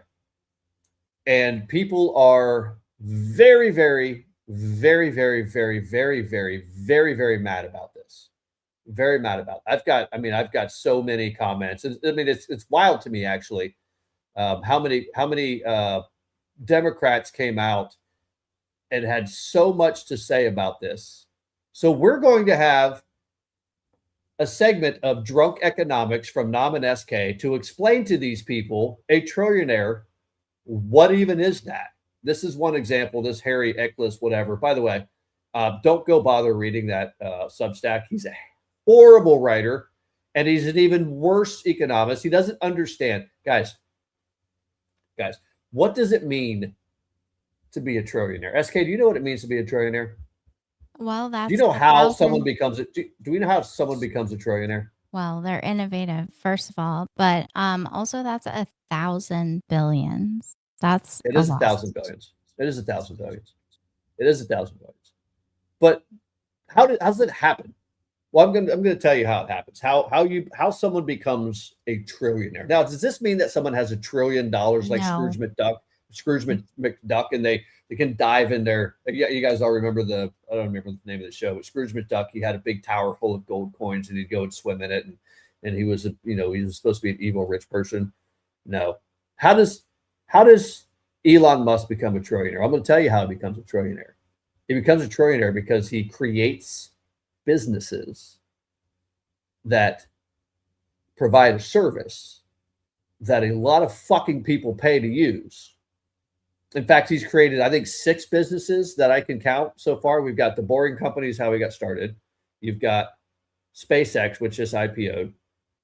You've got X now, and we're going to talk about what it took for him to do that, being that we got retards out there saying that Elon doesn't pay taxes. Bitch, he paid $11 billion in taxes just for the pleasure of purchasing X. So you morons can use his free speech platform to attack him, by the way. So we got Boring Company, we got SpaceX, we got X, we got Starlink. What else we got? I mean, he got rich from, you guys realize that he was one of the founders of PayPal, or at least one of the early people, investors in PayPal, right? The PayPal mafia. Is there anybody in the chat that doesn't use PayPal? Anybody? I mean, I think we all do, especially if you're a content creator, because a lot of these platforms actually pay you through PayPal. That's how you become a trillionaire. But what does it actually mean, right? So we've got Bernie Sanders. So let's start, let's start with Ro Khanna. Let's start with Ro Khanna, Elon.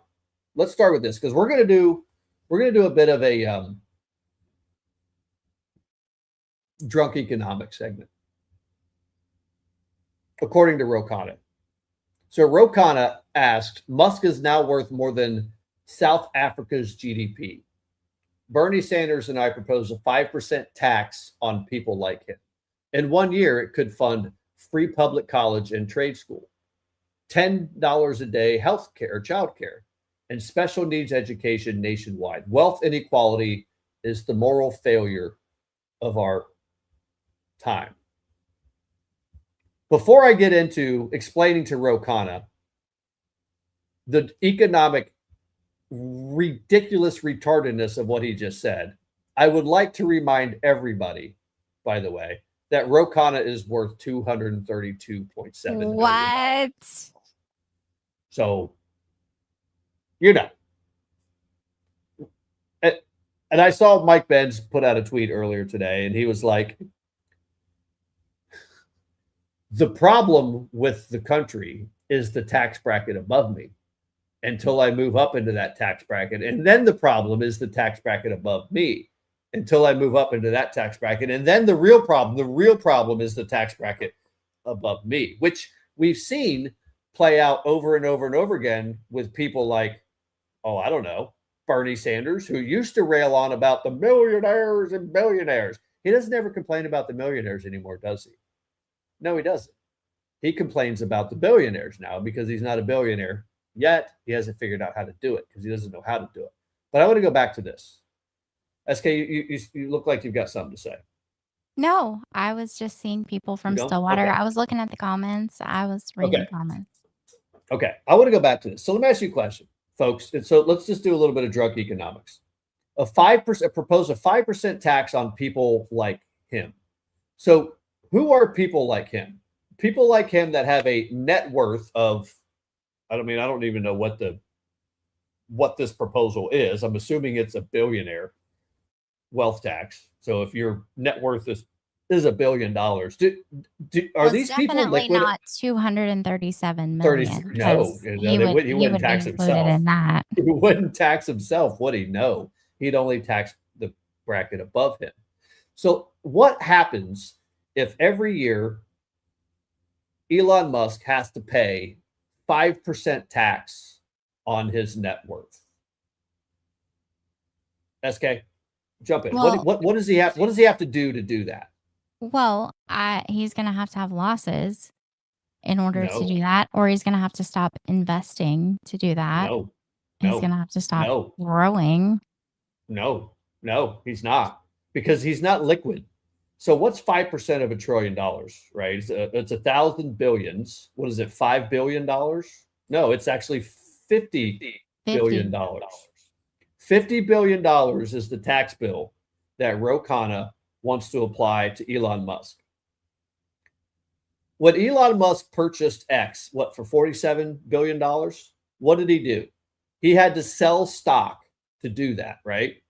So he had to sell a bunch of stock worth $47 billion, but it wasn't just $47 billion, because he actually had to pay a tax bill of $11 billion on the proceeds of his stock sale, so that he would have $47 billion left over so that he could purchase X. So he actually sold, what was that? $58 billion worth of stock. He got taxed $11 billion on that. He was left with $47 billion. Capital gains tax is a bitch. Just saying. Right, it is. So what Ro Khanna either doesn't know or he does know, I haven't quite figured it out yet, is that your wealth tax here, these people aren't liquid.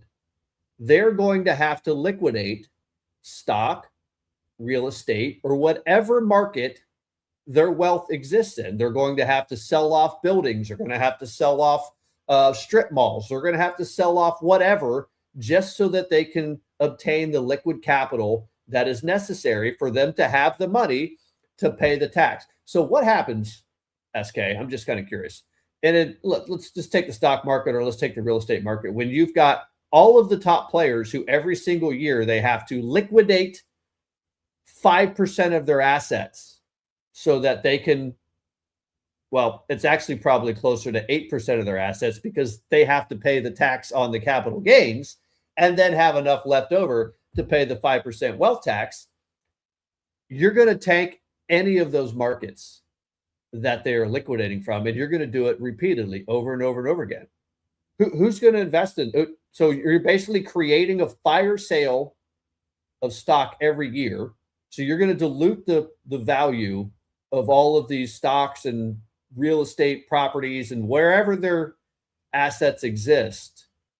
How long do you think you can actually fund free public college and trade school and $10 a day child care and special needs education? Not long. Not long at all. No, and not only are you doing it, you're actually destroying the markets that those things exist in. So they are proposing a 5% tax on net worth, not like worth. your earnings. Net worth. Net worth. So Net worth. again, I've talked about this before when people were arguing this, when Kamala Harris was running for office and wanting a capital gains tax. I mean, not a capital gains tax, a tax on net worth. You have to remember that you're going to come to a situation where the government is going to be writing refund checks to billionaires, because billionaires are, if you are taxing unrealized capital gains, you're going to have to tax unrealized losses. So if you started the year with a certain dollar amount worth of your stock or whatever your net worth is, then you are going to be able to claim unrealized losses. So if you lost during that year, you're going to get to claim those losses. So as you're paying your taxes quarterly, to make sure that those are up to date and everything is taken care of, you're going to end up paying enormous checks. I believe the year Kamala Harris was running for office, the previous tax year was 2023. And I believe the refund check that would have been owed to Elon Musk was like $150 something million for this exact reason. So do you guys really want the government to be writing enormous refund checks to billionaires because you think that you should be taxing their unrealized capital gains? Because again, you get to claim unrealized losses with those unrealized capital gains. Yeah. So yeah. I mean, and so it just got more stupid as the day went on, by the way. I mean, it did. So we had Bernie Sanders, right? And guys,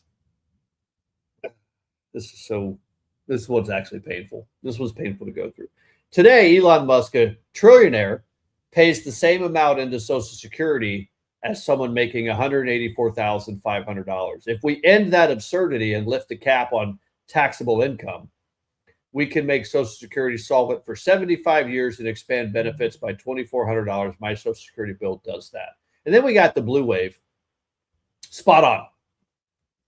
Glad Elon's Martian budget is safe while his Social Security taxes cap out at the same level as an accountant's. God forbid a trillionaire pays a fair share so seniors can afford groceries. Let me ask you a question. What's the problem with that? What's the problem with that? All of it. Again, he can only take out so much in Social Security after he gets to a certain age. So you max out, and you max out when you're taking out as well. That's a thing, regardless of, I mean, you're maxing out. But also, what? Damn it, Mimi. I recorded. I was going to watch it afterwards. Damn it, Mimi. I was hoping no one would do this. I'm sorry. I'm glad I know that going into it. But damn it, Mimi. I'm sorry. I should have opened and said, listen, if you're watching the U.S. World Cup game, because I've got an entire segment on the World Cup. I love the World Cup. I don't know if we'll get to it, but we need to. So we don't have to be within a time frame. We are unsupervised. That is true. We don't have somebody here telling us we have to go. We have to end the show. We're at 2 minutes over 2 hours. Wait, so hold on. I think that's all right. I already did that one. Actually, remove that. Hold on. There's another one. But so these people are just aren't smart. Like not even close to smart. Bernie's Social Security 2. Yeah. So, I mean, here's the question you got to ask, right? At what point do we stop listening to these morons who simply don't understand? So what Bernie Sanders wants to do is he wants to tax Elon Musk more than the max. For what? So he can basically just redistribute that wealth to someone else? Yeah, at $184,000. Well, I mean, I get that, but then wouldn't you necessarily have to say that, you know, if we're taxing you at a maximum of, I don't know, $300,000 a year as opposed to 184, then he should by right be able to take out the max withdrawal of whatever 300,000 per year. But this is just absolute straight theft. But my argument here is fair share, right? Because the fair share, if he's only paying into the max $184,500, his fair share to take out is exactly what the exact same another person who paid the exact same amount in at a max income of $184,500, right? I mean, that is literally his fair share. Never mind the fact that Elon Musk is never actually going to draw Social Security. I mean, he's not going to. So he's basically already donating all of this money to begin with. Beyond that, he's taxed on all of his income. He's taxed on all of his capital gains. He's taxed on all of his property. He's taxed on everything. You're taxed every single year on everything. And then when you die, guess what? You're fucking taxed again. We're not even fucking done. These people are just stupid. So Graham Platner, by the way, an avowed communist with a fucking Nazi tattoo. By the way, have we discussed what the bar? Have we discussed what the bar to entry is? We're going to do your timeline cleanse after this. The bar to entry, the barrier to entry into American politics is. Have we discussed what that is? Well, for the left, if you're No on the Nazis. right, yeah, well, for the left, if you're on the right, you're a Nazi and you're not allowed in U.S. politics. But if you're on the left, it's perfectly okay to have a Nazi as long as that means you're going to be able to secure the seat, even though the Nazi is running against someone who only votes with Donald Trump like 50-something% of the time. So you basically already have a Democrat in office, but they're just not progressive and far left enough. Yeah. I mean, guys, this is crazy. So Graham Platner says Elon Musk just became the world's first trillionaire. Let's make sure he's also the last. My favorite, and the reason I brought this up was, well, I mean, there's so many things here, but Lisa Reyes says all the hungry people he could feed. What is selfish piece of shit he is? I read it verbatim. What a selfish piece of shit he is. Anybody who supports Elon Musk as bad as he is, fuck Trump, fuck Israel, fuck Elon Musk. So I just want to focus on based in the U.S. because that doesn't seem like I don't know. It doesn't matter. I don't know. It doesn't. I don't know. It doesn't matter. All the hungry people he could feed, and this is what I want to focus on here, right? Because why exactly is Elon Musk a trillionaire? Is the question that we have to be asking ourselves, right? Because Elon Musk has 6 wildly successful companies that have created products and services that all of us use. SK, what's your internet running on right now? Starlink, actually, because I live in the middle of fucking nowhere and Biden didn't deliver on that rural internet thing that he said he was going to deliver on. So here we are. Did you know, SK, that the entire Ukrainian military is operating and the only reason that they are able to communicate is because of Starlink? Did you know that? Oh, yeah. Yeah. I knew that. War-torn countries, disaster areas, I mean, North all Carolina. of Africa. I mean, like Yeah. Canada, Alaska. Okay, so that's just one example, right? But the point here is all of the people that he could feed. Elon Musk employs over 300,000 people across his companies, and they're all paid very well, like incredibly well. Do you understand what it means when you employ 300,000 people? Elon Musk, all the people that he could feed, you could take all of Elon's money, all $1 trillion of it, and you fucking morons would figure out how to waste it and get it stolen, and you'd give it to NGOs, and it would go into Gavin Newsom's wife's underpants fucking NGO, and they would get rich as fuck, and nobody would get fed. Instead, what Elon Musk does is he employs over 300,000 people, and because of the high-tech nature of those jobs, they've got a 3 or more economic multiplier for each job. Do you know what an economic multiplier means, SK? I think you do. Yeah, but you should explain it. I'll explain it. An economic multiplier means for every job that Elon Musk creates in the communities that he creates them in, it creates 3 additional jobs. What does that mean? Well, that means everywhere that Elon Musk's employees, where they shop, everywhere they spend money, all the restaurants, the grocery stores, the car dealerships, the other businesses that are started, the construction companies, the vendors, the suppliers of the materials that Elon Musk's plants use, the energy, the water, the electricity, all of that. Those are all additional jobs that Elon Musk's plants create. And then Elon Musk's employees, as they go out and they participate in commerce in the community they create, it creates additional jobs to support them. Not only does it create additional jobs, what do you think that does to the tax base? Grows it? It doesn't exist without that. That's called fucking economics 101. It doesn't exist without it. Your property taxes, the value of your homes, all of that stuff exists. You want rising property values? You do it because commerce and industry comes to your city, right? You've got plants near you. You've got, high-rise, buildings. You've got high-tech jobs. You've got people who are moving to your area to work in a Tesla factory or work in an Amazon factory or work for SpaceX or wherever. They move there, drives everything up, drives the cost of things up, but it also drives up your home values. And Elon Musk employs over 300,000 people And just because of those 300,000 people, they create a magnitude of 3, which is, I don't know, 9 million additional jobs. I don't know. What's 300,000 to the third power? Dude, you're asking me to do 9 math. million? There's no Yeah. dollar sign in front. I don't understand. So we want to talk about who's actually feeding people. It's not the fucking government. It's Elon Musk is actually fucking feeding people. You complete total fucking retards. Elon Musk, the people he employs, and the jobs that exist because of the people in the communities that have money to spend because of Elon Musk, and the families that they all feed are eating because of Elon Musk's brain and his ability to monetize his brain as a CEO and and do all of these things and build these amazing companies. And all you want to do is you want to figure out how to attack him for it. Yeah, because you're missing something. Okay. I watched an entire video one day and it was like 3 minutes of my life I will never get back.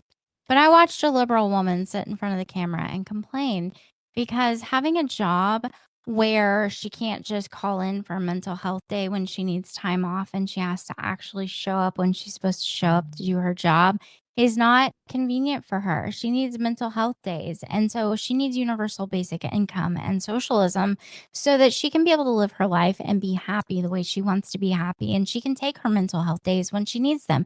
And that, folks, is how society collapses because everyone gets lazy and no one's going to show up to work. And the people who do show up to work are going to give up and say, you know what, fuck it. I'm not doing this anymore. I'm not working my ass off to support all of you leeches. And so I'm going to quit too. Yeah, fuck her. That's all I got to say about that. So I want to get back on top because that's stupid. That's just, you know what? I have no time for that. But by the way, the only way that she's going to ever be able to get her universal basic income is if companies like what Elon has built exist, right? Otherwise, you're North Korea. So shut up. Not USK, her. I'm not done. I'm literally not done with drunk. I totally thought you were talking to me, Nom. I totally thought you were telling me to shut up. No, I am not done with drunk economics with SK and Nom for retarded communists. Because I keep asking the question, how did Elon become a trillionaire? Well, he became a trillionaire because he did an initial public offering on SpaceX, which has been a privately owned company this entire time while he's, I don't know, fucking building rocket ships that go up into space. And then when they're done, they come back and they freaking catch them and they set them back down. And they do, guys, this is the most amazing. Anyway, he builds SpaceX and SpaceX is literally the United States of America's space program. I don't know if you guys know that or not. Like NASA, SpaceX is the program and NASA's just kind of managing it. Oh, come on. Blue Origins is far superior. They definitely didn't have a spaceship blow up on the launch pad the other day. Okay, whatever. But so we got an IPO. Elon Musk is now worth over $1 trillion.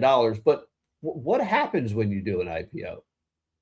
What is an IPO? An IPO, for those of you, it actually goes out to the market and says, would you like to invest in us? And it allows them to raise capital so that they can expand and do other things. But what it makes all of those investors shareholders in the company. The stock market has created countless millionaires. Every single one of your 401ks, your IRAs, your pensions, your social security trusts, every single dollar that you think that you're going to retire on exists because of these IPOs and these companies, people. And you want to tax those? Are you fucking retarded? Yes, the answer is yes. They are all retarded. Elon Musk does not have $1 trillion. Elon Musk has built 6 companies. But you're going to have to back this up for the retards, okay? Net worth is your assets minus your liabilities. That's your net worth. Your liquid cash is things that you can turn liquid very quickly. That's your bank accounts where you could go to the bank and say, I want to withdraw $100,000. And they say, okay, you can come back on Tuesday. I mean, these are things that you can turn into cash quickly, very quickly, are liquid. Yeah. So listen, guys, that's Drunk Economics from Nom and SK on an unsupervised Friday night after hours episode. But the point of this is, if you're wealthy and you have all of this stock like Elon Musk, that means you can take out loans against your stock portfolio, and other people don't have that luxury. Well, that's true, but you got to pay the loans back. But you got to understand the percentage of the amount of loan you can get isn't what you think it is. If you have let's say $10 million in stock, you can't just go to the bank and be like, I'm going to need a loan for $10 million and this is what I'm using as collateral. They're going to be like, yeah, okay. They're going to ask you if it's closely held company, if it's a publicly traded company. They're going to ask you lots of questions. And at best, you're going to get like 60% of the value of your stock portfolio at best. And that's depending, again, is it closely held? Is it publicly traded? There are lots of things there. People don't understand this. They have no idea. Okay, but you're gonna pay it back, or they're gonna take that collateral, right? Oh, it's 65%. My bad. Yeah, T-Dub fishing. So, T-Dub fishing is on it. What did I do? I did the wrong thing. So Melanie DeRigio, I told her she was going to make her show today. She's got like 85,000 followers on X, and she's probably one of the dumbest fucking accounts I've ever encountered. It is a moral failure of our country that we changed the rules to create a trillionaire while doing nothing about the 771,000 homeless and over 18 million who do not have enough to eat. Melanie, you're a giant supporter of Gavin Newsom, aren't you? We gave Gavin Newsom $24 billion of tax money, which is what I'm assuming that you think that you should take it from Elon and you should put it into the coffers, and then you should give it to people like Gavin Newsom. And for that $24 billion, you got 25% more. No. They got something. They got 25% more homelessness, and all of his rich friends got richer. And a railroad to nowhere. No, I'm just talking about homelessness, because that's how much money Gavin Newsom, from the time that he was the mayor of San Francisco to the time that he was the governor in California, everywhere that he went, he said, we're going to solve homelessness. We're going to solve homelessness. And they spent $24 billion, Gavin Newsom himself, to solve homelessness. He got 25% more homelessness, and every single person in his immediate orbit and their nonprofits and their NGOs got fucking rich as shit while they stole that money. I want people like Melanie. I want you to shut the whole way the fuck up. Like the whole way, because she will vote for Gavin Newsom. She will. She was like, I want to steal 5% of Elon Musk's wealth, make him liquidate assets and tank the markets that they exist in, which tanks the markets for all the people that are also invested in it, especially the retirees or the people that are getting ready to retire. And then they're fucked, so that all of Gavin Newsom's friends, his wives and the people in his administration and their family members, they can start nonprofits. They can pay themselves $350,000 and $400,000 and $500,000 salaries while they do fucking nothing at all to solve the problem. You know what? I'm a little bit saucy right now. Fuck all of them. So tell us how you really feel. But also, does that include Gavin Newsom's mistresses, like his best friend's wife and things like that? Asking all of them for everybody. It does. Includes all of them. I'm sorry for everybody that has a problem with the language, but seriously, I can't handle stupidity. I'm not sorry at all. Sorry. Not sorry. I can't handle this stupidity. I truly can't. I mean, I had a whole, maybe we'll wait till Monday to do the World Cup stuff, because it's a lot of fun and I don't have time. You got soap from June. You got soap. June said, and soap. She's gonna wash your And mouth so, out.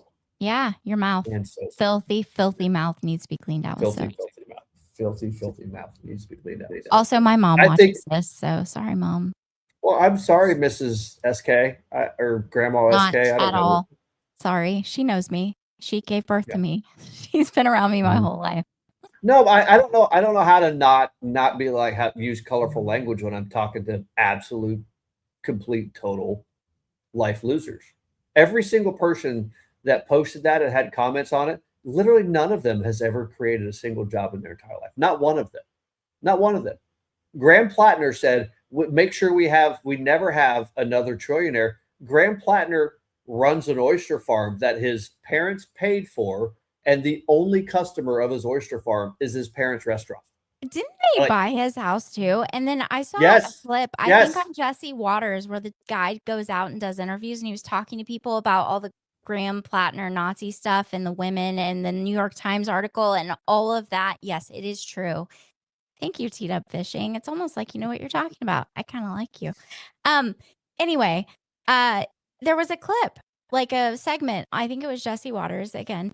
And he was asking questions, and he asked this guy, he's like, "And did your parents buy your house?" And puts the microphone in the guy's face that was talking all about socialism and all this stuff. And the guy like pauses and he's like in his 50s. Okay. Looks like a hippie. Like he's done absolutely nothing with his life, but enjoyed it. And which is there's nothing wrong with that. I'm not knocking the guy. Listen, some people have what they're comfortable with in their quality of life, and that's okay. Right? It's totally is okay. But don't tell me what mine should be. Well, it was hilarious because the guy And interviewed him, earn was whatever like, yours is. talking about Graham Platner, and he's like, and his parents bought his house. He was talking about the New York Times article, the Nazis, the women, the terrible accusations, all the things. And he puts the microphone in his face. He's like, "Did your parents buy your house?" And the guy pauses, and he's like, "Well, actually, they did." It's like this all makes sense. Listen, these commies, these socialists, they've got silver spoons shoved up their fucking ass, so they have the ability to think about stupid shit and not actually figure out how to pay for themselves, pay for their lives. This is all a part of the psyop, you guys. These people that are pushing this stuff, Bernie Sanders, all these people that are talking about the oligarchy, just like you see, like the video that we played of Guarding the Grid and Jake's with AOC. And you have Bernie Sanders and AOC getting on private planes, flying to these fighting the oligarchy tour stops.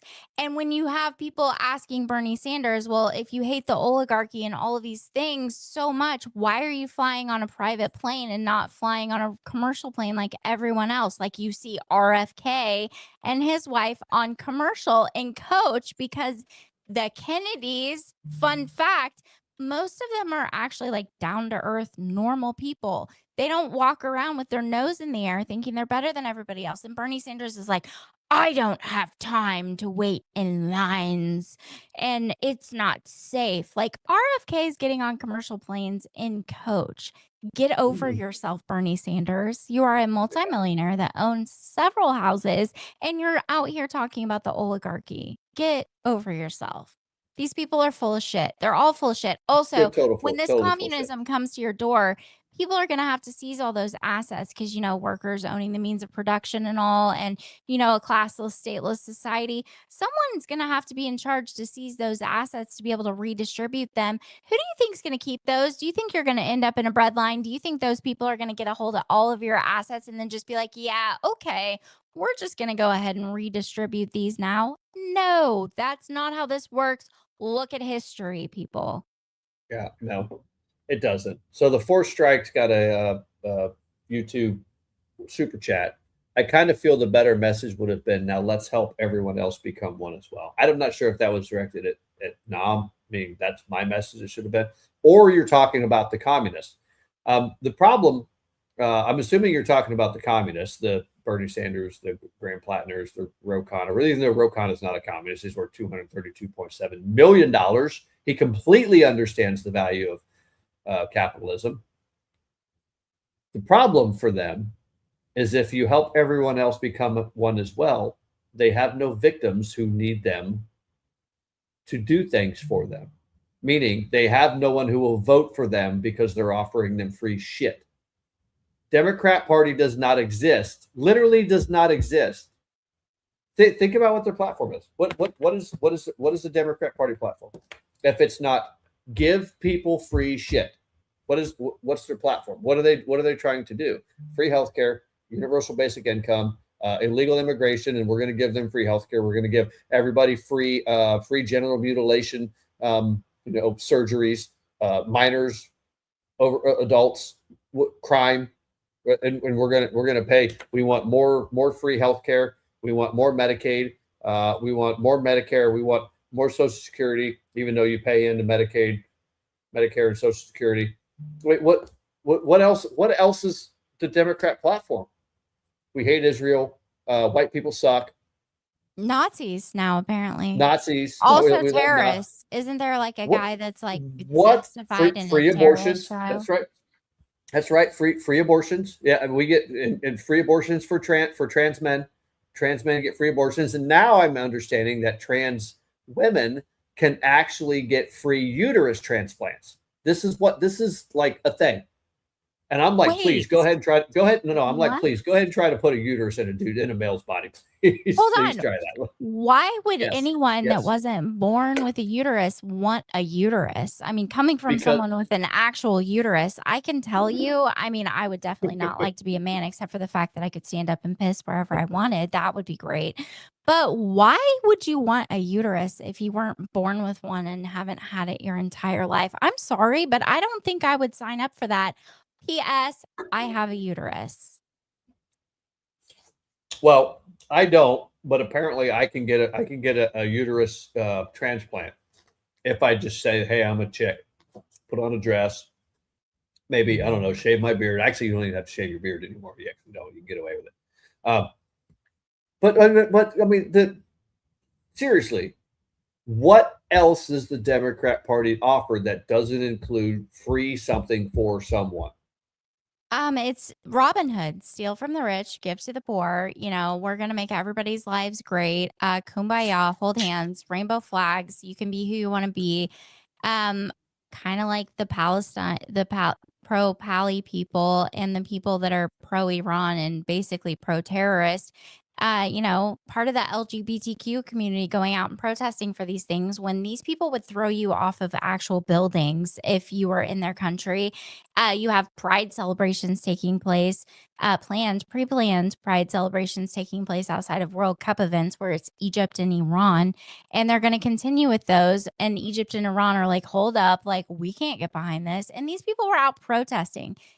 Where is it? Here? Like Seattle, Portland? Where is this? It's in Seattle. So I actually had this. So we're not going to go into all the World Cup stuff, but this is probably one of the funniest stories about the entire World Cup, because there's a lot of great World Cup content out there. As a matter of fact, go look at the title of the show. The whole world actually loves America, and watch all of the Europeans, all of the global visitors that are coming to our country, and watch them enjoying our food, watch them travel around our country. They are finding out that what has been depicted about the United States from the media and the Democrats is the exact opposite.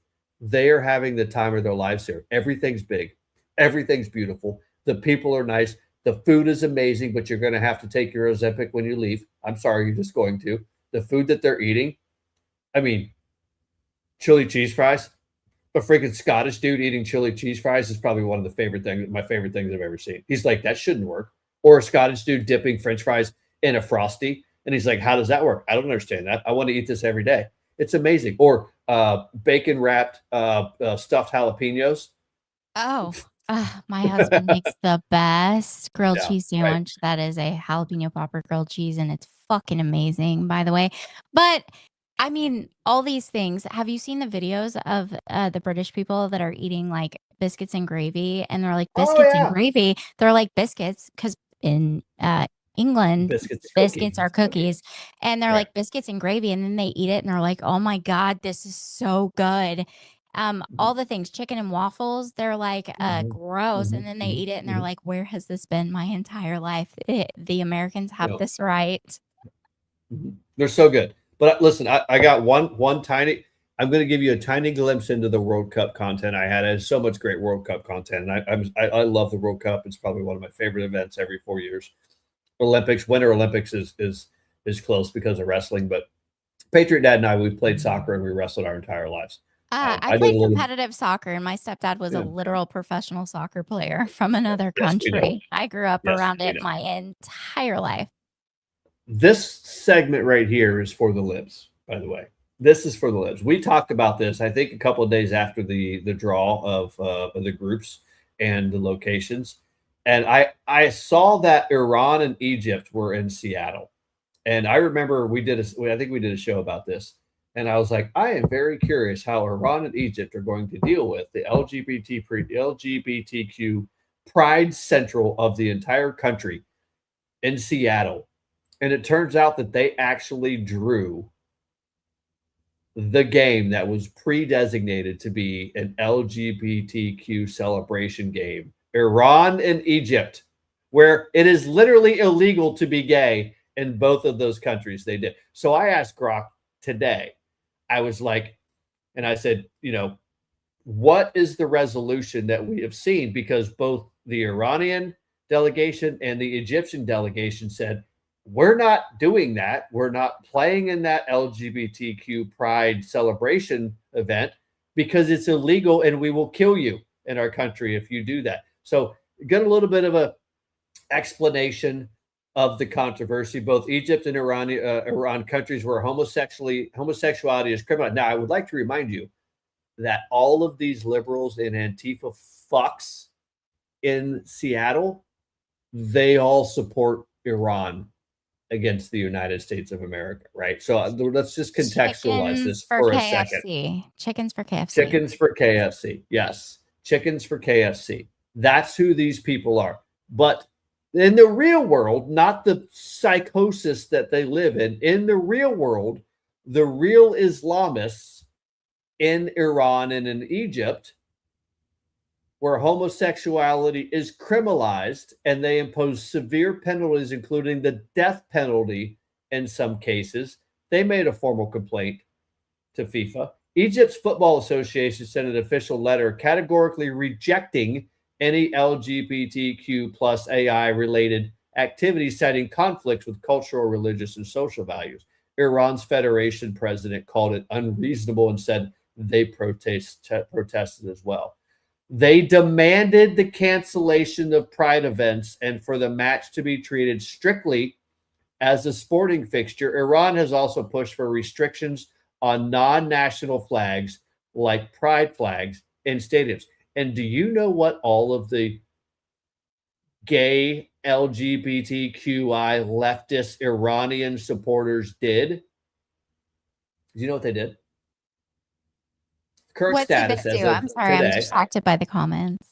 Yeah, as of today, the current status is local organizers and Seattle officials. Now, none of these people actually changed their opinion on the oppressive anti-LGBTQIA, LMNOP, trans Iranian regime. They didn't change their opinion on the oppressive fucking morons over there in Iran. They didn't change their opinion.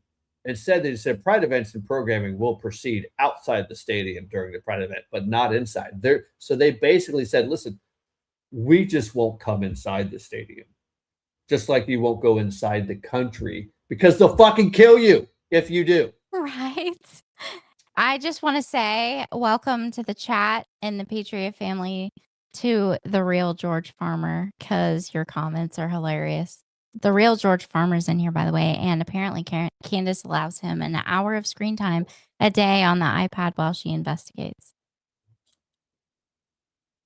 I mean, that's hilarious. But anyway, I thought that was interesting. So that match is June 26th. I think it's going to be, we're going to see who's going to win this. Are the radical, violent, criminal Islamists who despise and will murder gay people, are they going to win this, or are the LGBTQI radical leftist Antifa cucks that actually support Iran, are they going to force their ideology onto the IRGC team in Seattle. What do you think is going to happen? What do you guys think is going to happen? I think they're in a little bit of a pickle, Dick. You mean a pickled dick? No, I think they're in a little bit of a pickle, Dick, because yeah, I don't know. What do you choose if you're Antifa or LGBTQ? Where do you go? Which side do you take? Which side of the line do you jump on? I think they wait and see which side Trump takes, and they take the opposite side. So you think they would go against their own interests? Because, I mean, I don't know that there's anywhere in the world that you're more free than you are in the United States if you're LGBTQ. Because fun fact, even Trump supporters and Republicans don't give a shit what you do in your bedroom. Nobody cares. We just all don't want it shoved down our throats or our kids' throats. And I mean, not shoved down our throats like that. Israel is probably the second or third safest place for gay people, by the way. Just so we're all fucking clear about the state of things. Israel is probably the second or third safest place for gay people. And you want them to be killed. I know that because you say the intifada from the river to the sea. What river and what sea, Nom? What do they even know what they're talking about? That's one of my favorite questions. Also, there's several timeline cleanses in there that we didn't get to. One of them was about Graham Platner, which is hilarious. But also, there's a clip of Jerry Seinfeld, which shockingly enough, I agree with Jerry Seinfeld on something. My husband's favorite show is Seinfeld. But I never understood Seinfeld, but it is a good clip. What's it called? I think I put timeline cleanse Seinfeld. But also the Graham Platner one says timeline cleanse Platner. All right, we're gonna play this one, and then we're gonna wrap it up because I've got to go watch this footy game, and I have to pee. So, all right, timeline cleanse. Are we gonna debate some liberals after this? No, I'm not. Friday night tradition. We didn't do it last week. No, what? I have to go watch it because I have to go watch this footy game. I got to watch the soccer game. Come on, you can watch soccer while you're debating people. No, There's a pause button for a reason. No, I can't. I'm not going to do it. Not tonight. I've got shit to do in the morning. I got to get up. I got to mow the grass, and then I have to spend an entire day at my pool watching the World Cup. Adulting sucks. Yeah, that's not adulting, but that's listen. Me adulting is saying no, SK. I'm not going to stay up with you until 4 o'clock in the morning, drinking 18 beers and yelling at people on TikTok. I'm not going to do it. It was so fun when Mrs. Nom came in and was like, "Who the fuck are you talking to at 3 o'clock in the morning and yelling and screaming?" And you're like, "It's fine. I'm with SK." And she's like, "Oh, okay. Go to bed. You sound stupid." She said, "Go to bed. You sound stupid." Didn't she? She did, but she knows that you're safe with me. She knows I'm safe. I'm happily married. There's no weirdness, and he's safe with me. I won't let anything happen. I mean, you've got backup. You got guarding. You got the whole back office crews going with you. I'm going to go watch the footy game, and I'm gonna get up and mow the grass first thing in the morning. Because listen, I don't know if you know this or not. Down here by like 9:30 in the morning, it's 90 degrees, so I have to do it like super early. You do. That's facts, and the humidity is ridiculous. Yeah, it's gonna be probably 89 degrees by about 8:45 tomorrow morning. So I gotta get up and do it early. So listen, guys, we're wrapping it up. I hope you guys had fun. We didn't get to probably even 3/4 of the material. I knew we had way too much stuff, but that's okay. Yeah, and he was yelling at me before saying, "Quit sending me stuff. The show is booked. It's full. Stop sending stuff." We never got into lots of stuff that happened. Oh, by the way, if you've been following for a long time, you've heard me talk tons about Mosa Madawi and Mahmoud Khalil. Mosa Madawi is getting his ass deported to Jordan. That happened this week. That's happening. Awesome. Check. Tons of stuff happened. There was some stuff going on today with Comey. Tulsi Gabbard released a bunch of stuff. So much happened. We cannot. We'll get to some more that's serious stuff. We'll get to more serious stuff on Monday. We'll do more serious content on Monday. Friday's less than serious because we can't actually do serious stuff when it's a shit show. All right, we're out, guys. Wait, where's the Fortune Fire? Good night, guys. Thanks for coming. Share it everywhere. Make sure you subscribe, like, do all the things. If you're watching the replay, make a comment, share the content. All right, we out.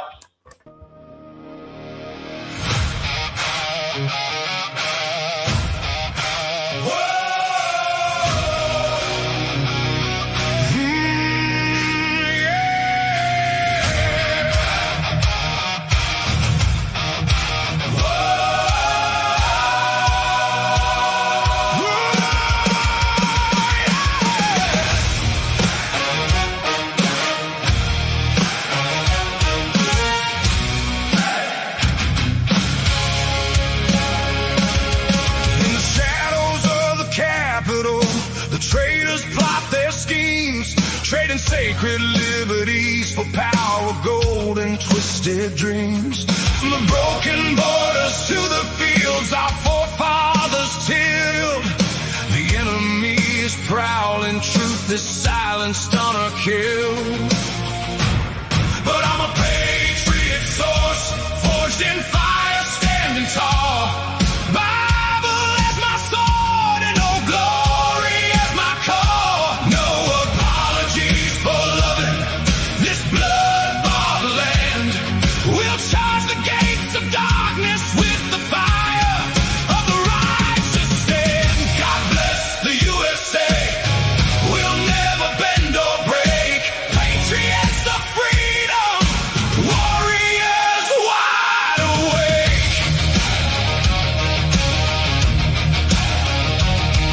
They laugh at heaven's mercy, call our faith a dying flame. But when the storm clouds gather, we invoke the holy name. The serpent weaves through statutes, twisting justice into chains. Yet with God as our commander, victory still remains. Yeah, I'm a patriot source, forged in fire, standing tall. Bible as my sword and Old Glory as my call. No apologies for loving this blood-bought land. We'll charge the gates of darkness with the fire of the righteous stand. God bless the USA. We'll never bend or break. Patriots of freedom, warriors wide awake. So arm your heart with courage, let your spirit mount the steed. Ride against the shadows, truth and justice we decree. No